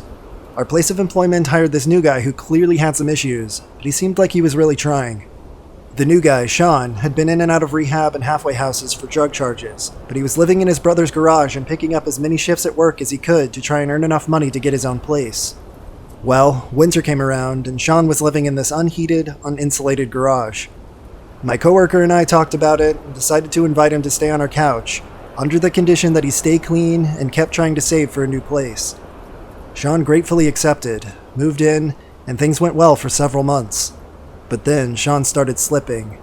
He was missing shifts at work, disappearing for days on end, all while becoming much more aggressive. Our suspicions were confirmed one day when my roommate walked in on Sean smoking meth on the living room floor. We promptly told Sean to gather his things and move out. A few weeks later, at about 1 a.m., I awake suddenly to someone pounding on the front door. I groggily get up to go answer it, and there's Sean, high as a kite and screaming. I quickly latched the outside wooden screen door and tried to talk Sean into leaving the place before I called the cops. After a few minutes without making any headway, I tell Sean I'm going to call the police and started shutting the inside door. Sean bursts through the wooden screen door like it wasn't even there, which knocks me backward over the arm of the couch. I land on the seating portion of the couch on my back, and Sean is on top of me with both hands around my throat. I swung and hit him in the head and face as hard as I could, but he was a big guy and he was so high that it didn't even faze him. If anything, it tightened his grip around my throat. I quickly realized that I couldn't get him off of me, so I kind of quit struggling and resigned myself to my fate. My vision started to get blurry around the edges, and sounds started to get muffled. At first, I felt sad that I wouldn't get to see my family again, but then I just started to feel peace as I began slipping away. Finally, I closed my eyes for what I thought would be the last time in my life.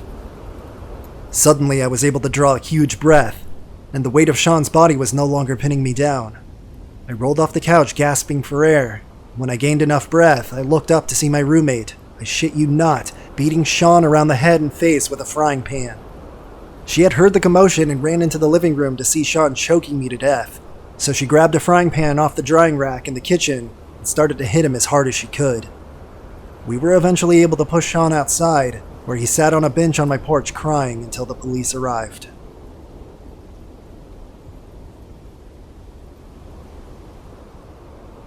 The first time I got dragoon wobbling drunk was on my 4th birthday, Thanksgiving Day, 1960. I was born on November 24th, and every few years, Thanksgiving and my birthday dovetail nicely. Back then, the adults in the family rotated hosting this feast day of food, football, and flowing 60s spirits of all types. This was New Orleans, and designated drivers were unheard of for 2 or more decades plus some. That year happened to be my parents' turn to host. We lived in an older house whose design was open and rather walkabout. 2 deep-in, contiguous rooms. There was only a central supporting wall to separate them. It was readily and possibly common to walk throughout the entire house without any obstructive door to bar your way. Only the bathroom and utility rooms were set off this matrix. We have a big family. There were probably 24 adults there, and every one of them held an alcoholic beverage, and they were all well aware it was my birthday. I had made damn sure that they knew it by announcing it loudly as I greeted them at the door. I was young, but not dumb. Not yet. As the adults seated themselves throughout the numerous rooms with various potables in hand, I went from one to another of them to remind them that it was my birthday. I suppose I was hoping for cash solicitations, and I actually garnered a few of those. Mostly, though, my relations each gave me a few sips from their glasses, because it was cute to see me make faces while tasting various whiskeys, wines, and other liquors. Only 1 or 2 adults per room gave me a sip and sent me on my way. But it was a big house, and there were plenty of guests in almost every room. I'd even venture onto the front porch where my college-age cousins, Chip and Skip, had hunkered down with their girlfriends. I made this complete sojourn once, and then it was time for turkey, dressing, and the holiday fare. This was followed immediately by my blowing out of the candles, my birthday gifts opening, my ice cream, and such. The adults returned to their seats and saucy stories, which I didn't understand and didn't have any interest in understanding at all anyway. I was most interested in the content of their drinking vessels. Mom, Dad, and the others all figured that I was off in more of a back room or playing outside with my new gifts. I wasn't. I had begun again my circuitous trek from going room to room and getting a sip or two from those glasses. Since I only appeared in any one room occasionally, they all figured I'd been playing innocently. No one suspected that I'd been hitting every willing waterhole relation to get more alcohol than I could handle. At some point that evening, as our guests left, I had disappeared. They started calling my name and heard me laughing loudly from the hallway leading to the bathroom. Dad figured this was going to be good and grabbed his old 8mm camera. The film today shows me standing in the hallway and laughing my head off. I had nibbled on a drumstick in my hand that looked to be half my size. I tried walking toward them, bouncing off the walls the whole way. The next scene on the camera shows me sitting in a tub filled with Mr. Bubble. I'm still laughing and have Bubbles shoulder high and atop my head. Drunk or not, it is a cute kid in a bubble bath. But then it got better and more embarrassing to me throughout life. While Dad's camera rolled, I stood up. Yep, my own little Thanksgiving bald bird is captured on film for posterity. They showed that part of the film for years to come and I blushed every time. What happened next is also on film, but no one ever watches it. I watched it once, but I never will again. Mom was kneeling at the tub and turned to grab a towel. Before she had turned back, I had hopped out of the tub, slipped, and fallen. This was an old house, and there was gas space heaters in every room. My neck landed squarely on top of that hot heater. The last thing on that 8mm film is Mom grabbing my shoulders to pull me off and my skin sizzling like bacon on that heater. They rushed me to the hospital where I was treated and luckily suffered no permanent effects. I remember none of that day, literally none of it. I only know what I've been told and what I saw on those few minutes of family film. I was very fortunate, and my neck has been scarred since then, but those are virtually unnoticeable at this point. By the time any lady friend had noticed them, we're close enough that light external scars don't matter. Shaving my neck is tricky since the hairs grow in all directions or not at all in spots. Still, I'm not that hairy and can't grow a beard at all. Hell, my first wife named my few chest hairs the Magnificent Seven. And that's my most memorable Thanksgiving tale that I have no memory of whatsoever. I'm grateful I was too young and drunk to recall any of it.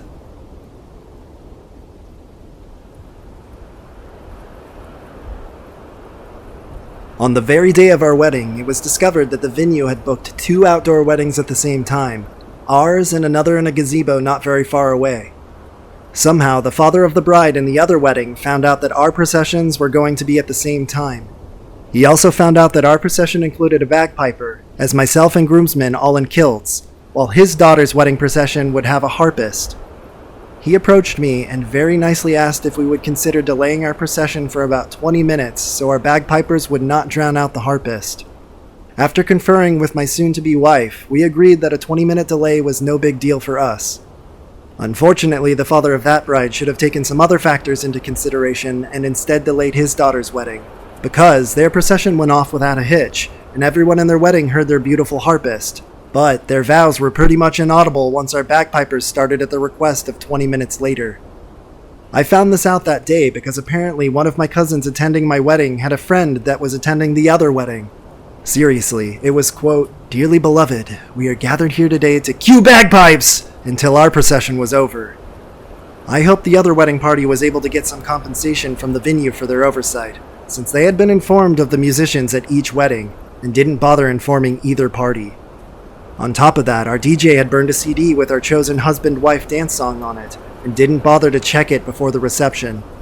The song wouldn't play because the CD somehow didn't burn right, and we had to pick another song to dance to on the fly. We got a nice discount from the DJ company for that one.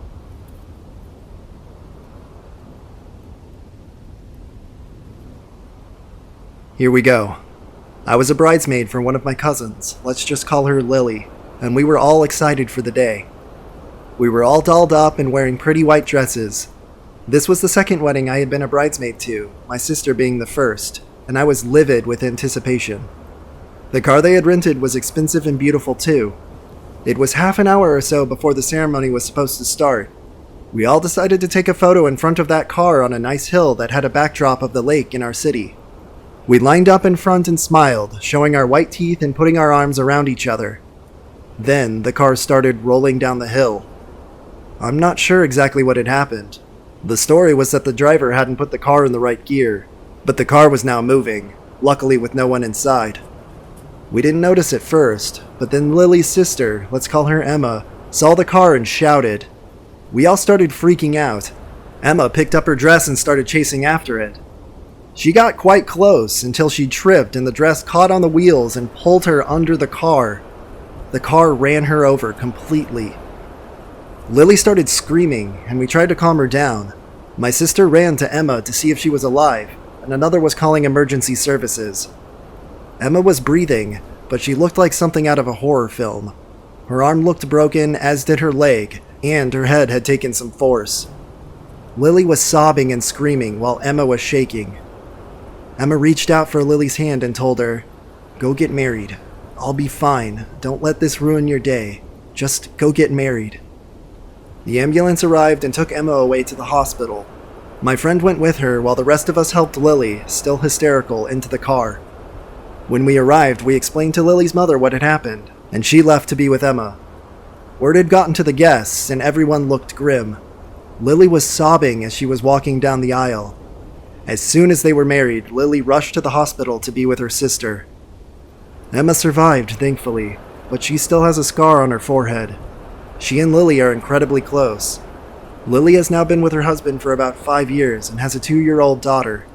Needless to say, that was definitely the worst wedding I had ever been to.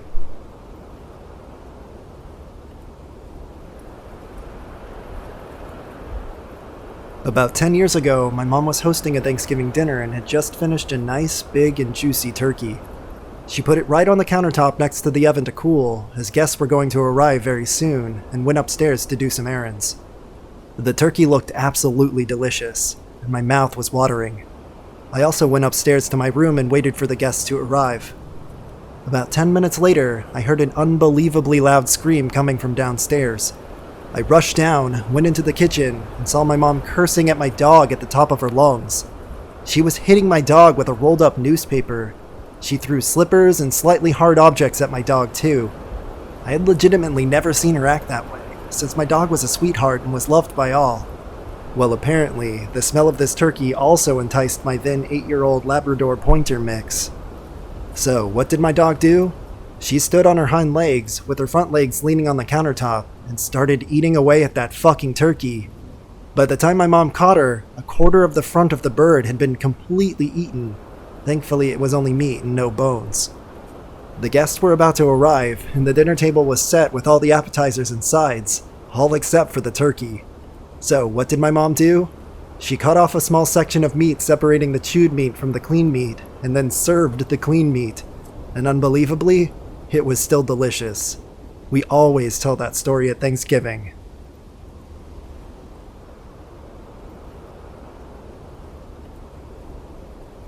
I was hit by a car. I had pretty standard concussion amnesia about the event. The last thing I remember was seeing that my bus was already at the stop. I knew that if I hustled, I could catch it. The next thing I remember is struggling to get out from under a cop who was pinning me down and telling me not to move.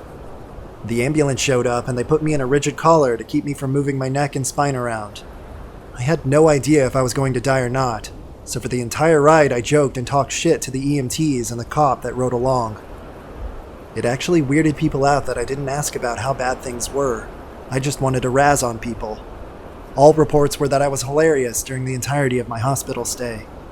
My craziest moment by far was when a PA was getting ready to stitch up a large gash in my face.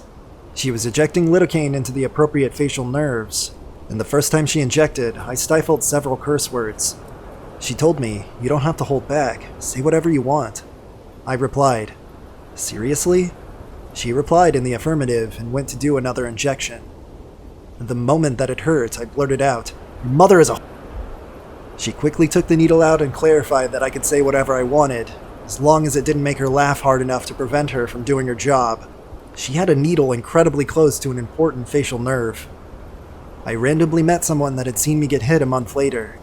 They described in detail how my face had smashed into the car hood, how I had pinwheeled over the car like a rag doll, and then landed in a way that suggested unconsciousness or death. It was surreal for both of us.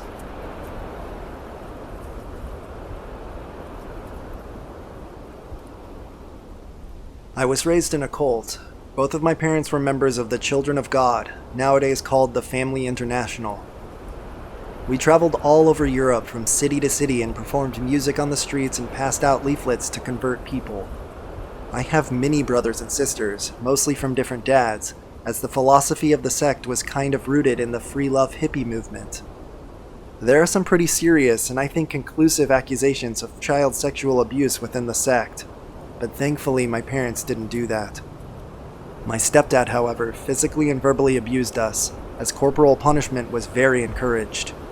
He never got caught, although we frequently showed overt signs of abuse, but since we weren't ever in one place more than a couple of days, well... We were of course all homeschooled too, which I hated, since that was also a constant source of abuse. My stepdad taught me timetables by asking me repeatedly, "What's X times Y?" And if I get the result wrong, I get slapped on the fingers with a cooking spoon as many times as the result was. Thankfully, my parents got out of the sect by the time I was about 13 years old. My stepdad didn't give up his habits though, which continued until I was big enough to fight back. Settling into regular school was difficult, as I was consistently and heavily bullied for wearing secondhand clothes, not speaking German well, and just being completely different. After a couple of years though, I went from worst in the class to best and being kind of accepted. Nowadays, I still have some lingering issues, which I'm not sure if they'll ever be fixable. One of them is trust issues, which has also prevented me so far from seeking any therapy. It was all a very long time ago too, and I've pretty much made my peace with it all already. I think my parents got out of the sect before it got really crazy.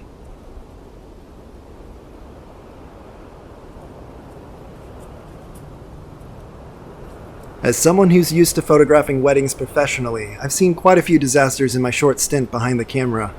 One wedding I soon won't forget won the award, however. For whatever reason, the groom, despite not having any Scottish blood in him whatsoever, felt the need that he and his groomsmen should adopt the kilt as their attire for the wedding. This was different, certainly, but it didn't really fit the theme of the wedding very well. As an outdoor wedding in the afternoon sunlight, it became an unexpected problem that did not become apparent until I began to process the photos. All shots required use of a fill flash to eliminate any shadows, and the groomsmen were keen to have their photos taken with all the children in the family. To get at the same height as the children, they would crouch. The flash would fire for every shot, and the quick glance I gave to the camera screen showed nothing unusual. Not one of the groomsmen elected to wear anything under their kilts. Every shot taken with children revealed hairy, dangling nutsacks. Every shot of them sitting with family had to be thrown out. All photos taken with wheelchair-bound grandma were horrific. Testicles everywhere. It was awful. Retouching fixed some of them, but others were simply not salvageable. After the ceremony, there was an incredibly long delay for the reception. Everyone was standing around wondering where the bride had run off to while the cake began to slowly melt in the heat of the afternoon sun. Finally, I had gotten word of what the holdup was. The bride's dress was undergoing emergency modifications in the dressing room after she got a fair amount of menstrual blood on the front of it while trying to use the restroom. Not a fun wedding for anyone. Hilarious to the photographer, though.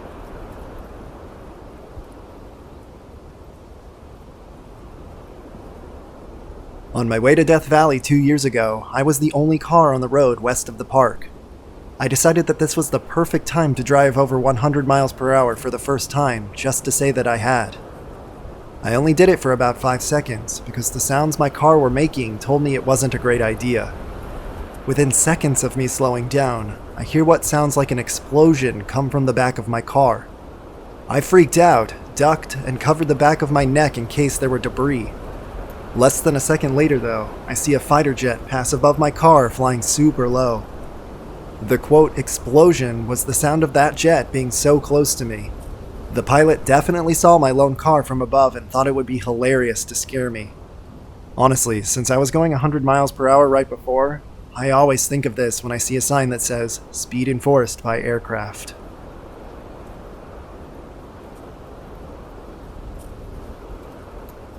When I was in my early teens, my parents had this, quote, midlife crisis. They were always religious, but they encountered this group that took the whole thing to another level. Certain facets of their faith were somewhat neglected, and their marriage wasn't very stable at this time, so they grasped onto this and took us along for the ride.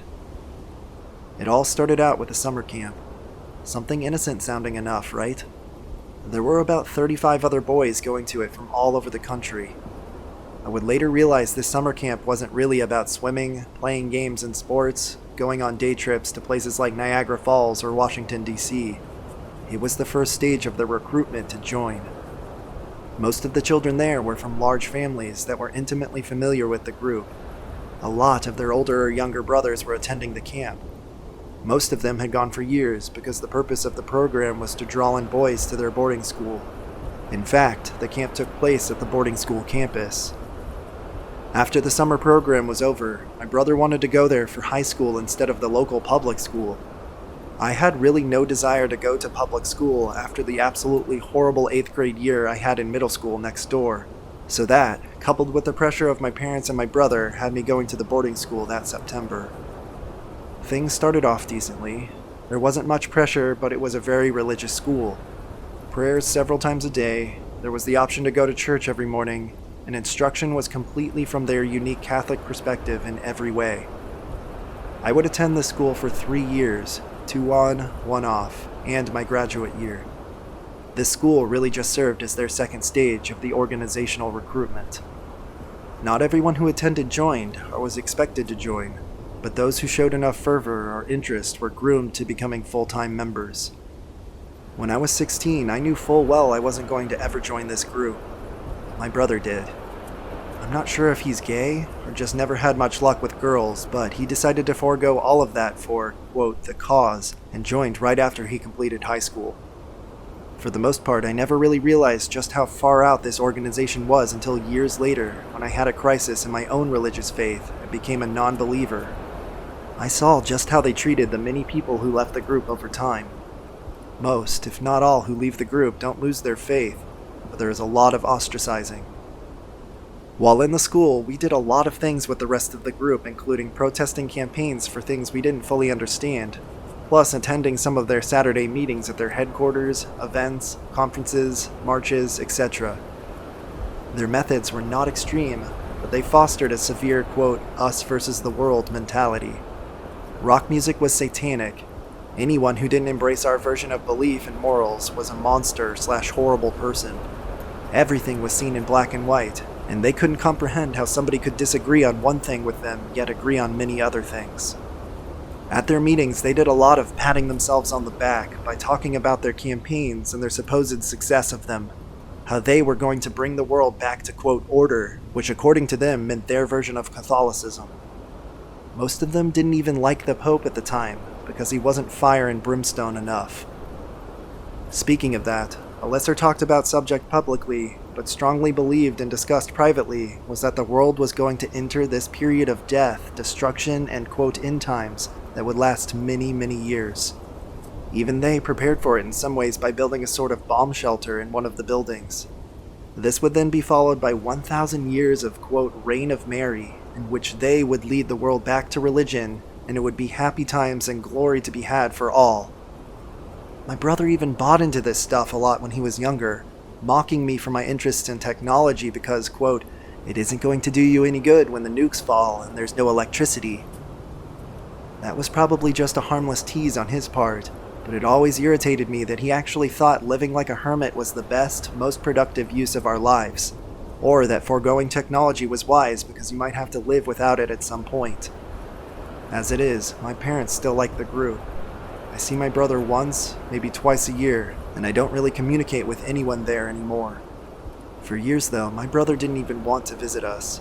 He was always terrible about planning anything, and acted like we weren't important. It did bother my parents that he had separated himself from us to such an extent, but now that they're more religious than ever, they see it as a good thing he's doing there.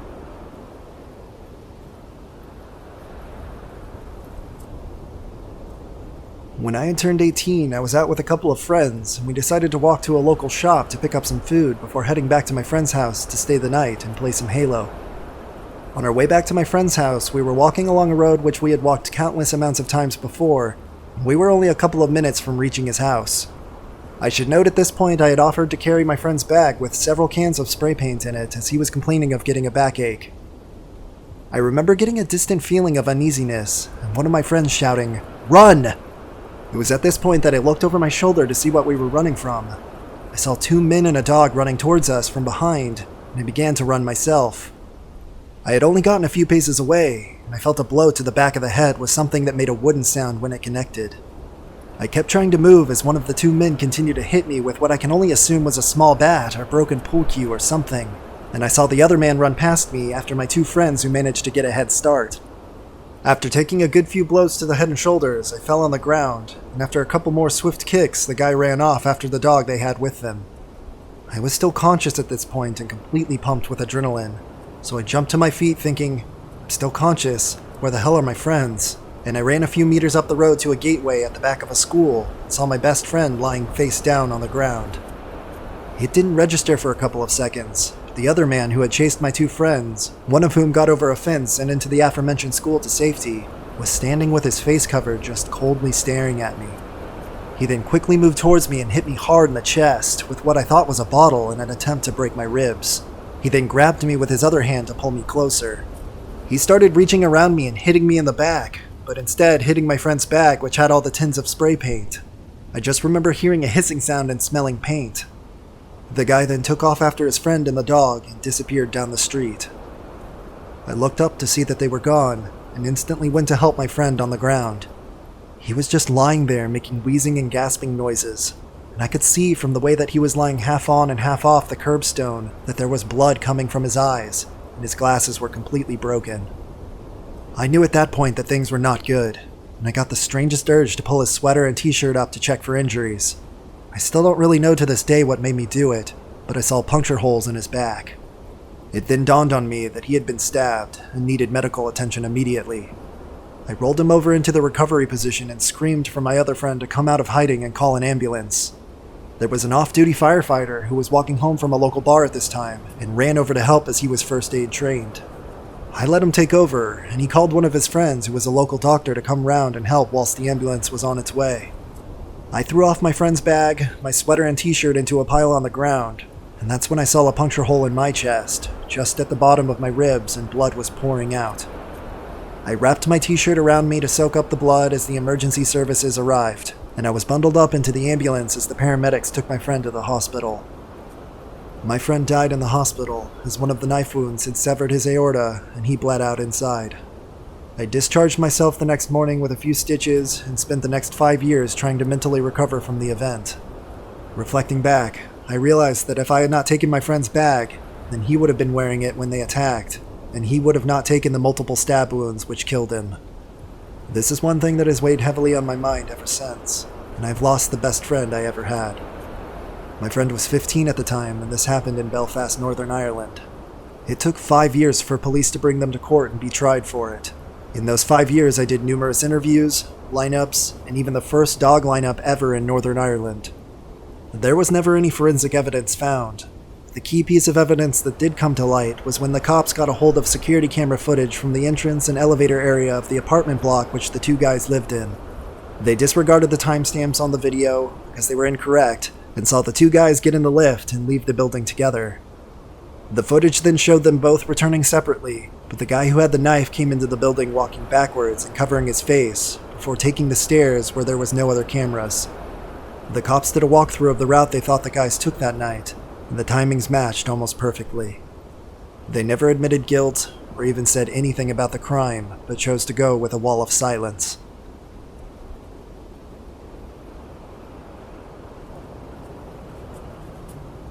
My niece was dating this POS of a person, con man, liar, and druggie. He was in his late 30s dating a girl in her early 20s. 2 kids with one on the way. A real piece of work. He was teaching his sons to be misogynistic, sexist jerks. He even denied that his daughter was his, even though they looked exactly the same. My sister and this guy got into an argument on Thanksgiving, him basically calling her genetic trash, and they started yelling at each other. My brother, my niece's father, had the tryptophan haze going on and woke up to the yelling. He went to get his gun to escort this SOB out permanently. He knocked over my mother, who had just had rotator cuff surgery. I fought my brother for the gun, not to save Dickhead's life, but to preserve my brother's, and got it away from him. Dickhead and my niece left. I told everyone, "Get out of my way, I'm getting my fucking coat." I grabbed my sister and we left. The police were called, but everyone had gone by the time they showed up. This started a family fight that lasted almost 10 years. My niece started telling lies about my sister, my brother and sister stopped talking, and then Dickhead exposed himself to my nephew's daughter. Niece finally realized this guy was not worth the value of the raw materials he was made of, and had him legally written out of the picture. She finally apologized for spreading lies, and it was just last year with my dad almost dying that my brother and sister started talking again. After 14 years, you know what my parents remember? Me saying fuck in my brother's house. Way to keep your eye on the ball. Dickhead died in September. We can't figure out if someone shot him or if he shot himself. Either way, the world is better off, and this will be a happier Thanksgiving for his absence.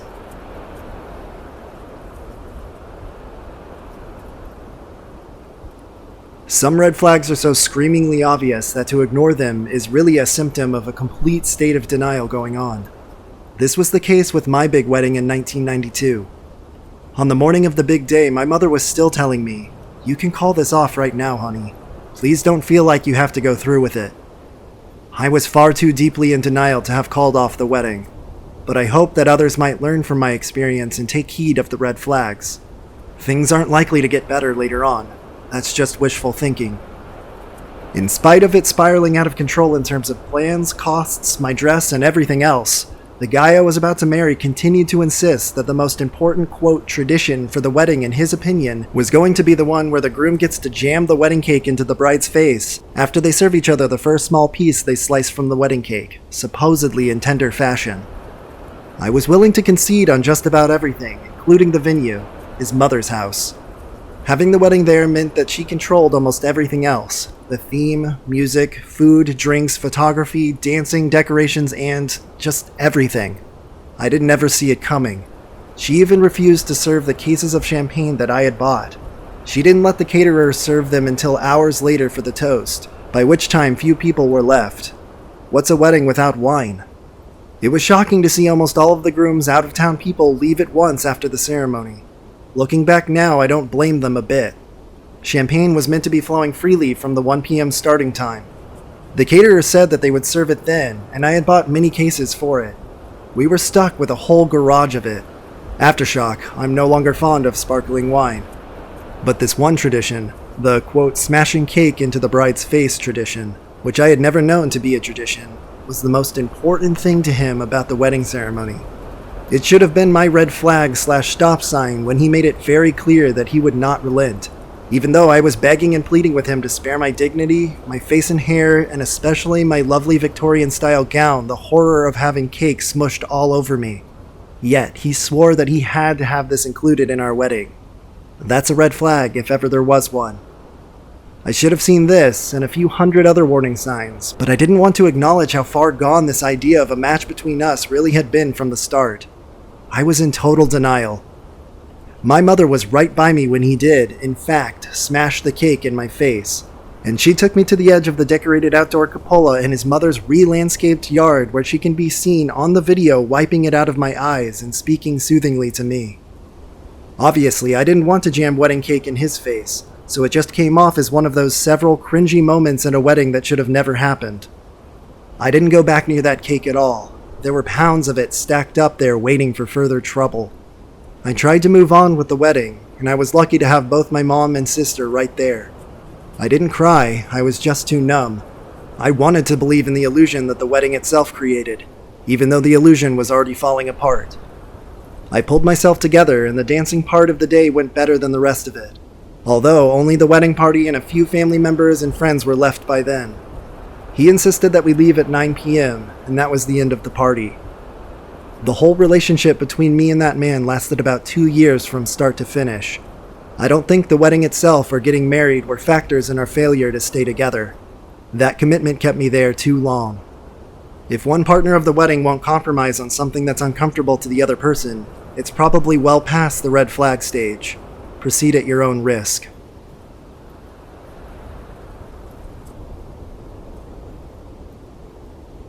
This was last year. We, my mom, stepdad, and I drove about 8 hours to my step-aunt's house. I brought a pie. I was kind and polite, humored my teenage step-cousins, and was in general a lovely guest. I've known these people since I was a kid, and the cousins since they were born. My stepdad's mom kept harassing him about a private matter, though, and wouldn't leave him alone. She kept asking why he wouldn't talk about it, and he repeated several times that it was not a thing to discuss on Thanksgiving. In any case, she finally cornered him for the last time after the meal, and really started laying into him. He kept saying that he just wanted to have a nice time, that they could discuss it later. His sister suddenly flies off the couch like a bitch out of hell and starts yelling, "How dare he treat an old lady this way? We invited you into our house. You're a horrible human. How could you ruin Thanksgiving like this?" I quietly got my stuff and walked toward the door while she was screaming, only for her usually soft-spoken husband to suddenly yell, "Okay, it's time for you guys to get the hell out," and he pushes it towards the door, while they're still screaming at us. My stepdad's sister actually slams the door in our face. I was so shocked that I just stood there at the doorstep while my mom silently cried. Even worse, I realized my special jacket was left behind. We had to double back and get my stepdad's other sister to bring it out, which took ages as no one would answer our calls. Worst Thanksgiving ever.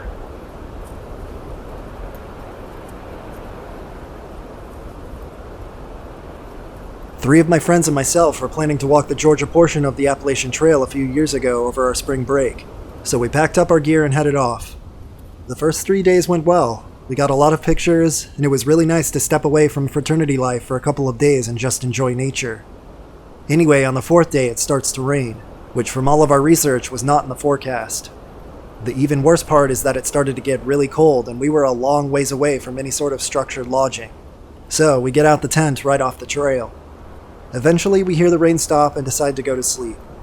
Well, I wake up at around 5 a.m. in the morning. It's absolutely frigid. In fact, I went to put on a pair of overalls that I was wearing, and sure enough, they're a frozen block of ice. So I go outside to pee and there's at least 8 inches of snow on the ground. This kind of freaks me out, especially since none of us were expecting to deal with snow.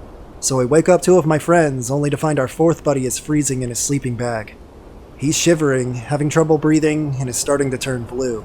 So we had to huddle on top of him just to get his body temperature back up. After about 30 minutes, color starts to return to his face and he's talking normal, so we get packed up as soon as possible and head out. We walked for about 4 hours in the snow, which when you're that unprepared in a blinding snowstorm, we didn't make it very far.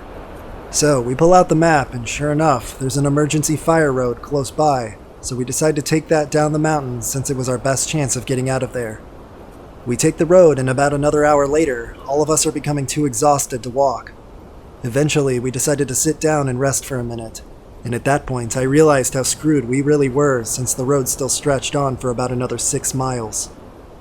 2 of my buddies were done. They could hardly walk, their temperatures were dropping, and the overall situation was starting to deteriorate very quickly. Not to mention the snowstorm was just relentless. So, we were kind of stuck there in the middle of the fire road. I remember looking over to my other friend who was doing a good job of keeping morale up, and he had this look of absolute despair on his face. But right as it was starting to turn dark a few hours later, we heard a rumbling noise coming from around the switchback on the road, followed by headlights. Sure enough, it was a ranger. He took us down the mountain, let us warm up at his station, and then took us to a hotel. TLDR, unprepared for a blizzard while hiking. 2 friends were very close to hypothermia.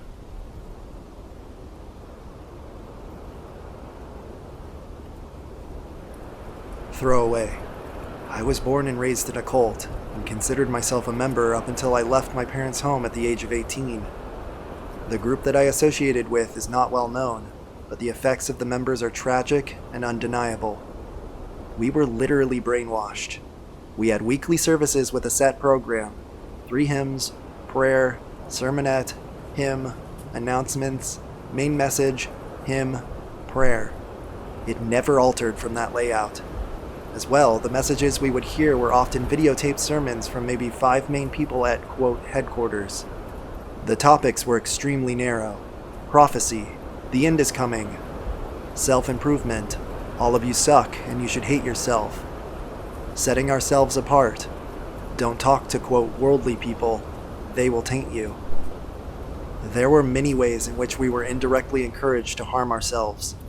Many people looked down upon modern medicine and felt that using it was a way of turning away from God, slapping him in the face, so to speak, and making it clear that he wasn't needed. I personally knew people who died for their faith, waiting for God to heal them. On the other hand, when any of the main leaders fell ill, they were immediately rushed off to receive medical care. They controlled our diet. We pretty much were kosher, though they denied all influence or association with or from Jews. There were annual days of fasting, and whenever the leadership could scare up enough drama within the members, they would declare a, quote, church-wide fast, so we could all gather closer to God and resolve our issues. We fasted when the church's income was said to be dropping. We fasted when the leaders were ill. We fasted when people died. We had our own personal fasts for the hell of it, or when we felt especially guilty and out of touch with God. Parents were encouraged to get their children involved as young as possible. My parents tell me I started observing the annual fast when I was only 3 years old. I remember one year when my brother was 2 or 3, at one point during the day, he just broke down sobbing because he was so thirsty. Oh yeah, we abstained from food and drink. We got obscenely dehydrated every time. Looking back, I just don't understand how a parent can behave that way. They were so sex negative, I can't even describe. We spent so much time and energy frantically thinking, I can't think about sex. And that was all we thought about. It was evil, dirty, and wrong, and it would hurt if we weren't married. I literally built up so much fear over it that when I finally did decide to have sex, as an unmarried adult, I had developed vaginismus, a sexual pain condition. The cause is often psychological, in my case being so afraid of it hurting that it actually did hurt, which further fed into my fear. There was actually an entire message once where one of the leaders took on the subject, "Are we a cult?" And he actually went through a checklist for us. His conclusion was that we were a cult, but it was actually a good thing. We should be proud, only not. Pride is a sin. We should be pleased. You had to be baptized before a minister would marry you. You couldn't be baptized and marry someone else who wasn't. You couldn't marry outside the church, and some ministers wouldn't baptize you if they thought your only incentive was to get married. There were rampant cases of sexual abuse from the leadership, but we were always too fearful to report it. We were always taught that it must have, in some way, been our fault. Quote, traditional gender roles were enforced, i.e. women stay home, pop out babies, cook, and clean. Men were to work and support the home. Having children, and lots of them, was strongly encouraged.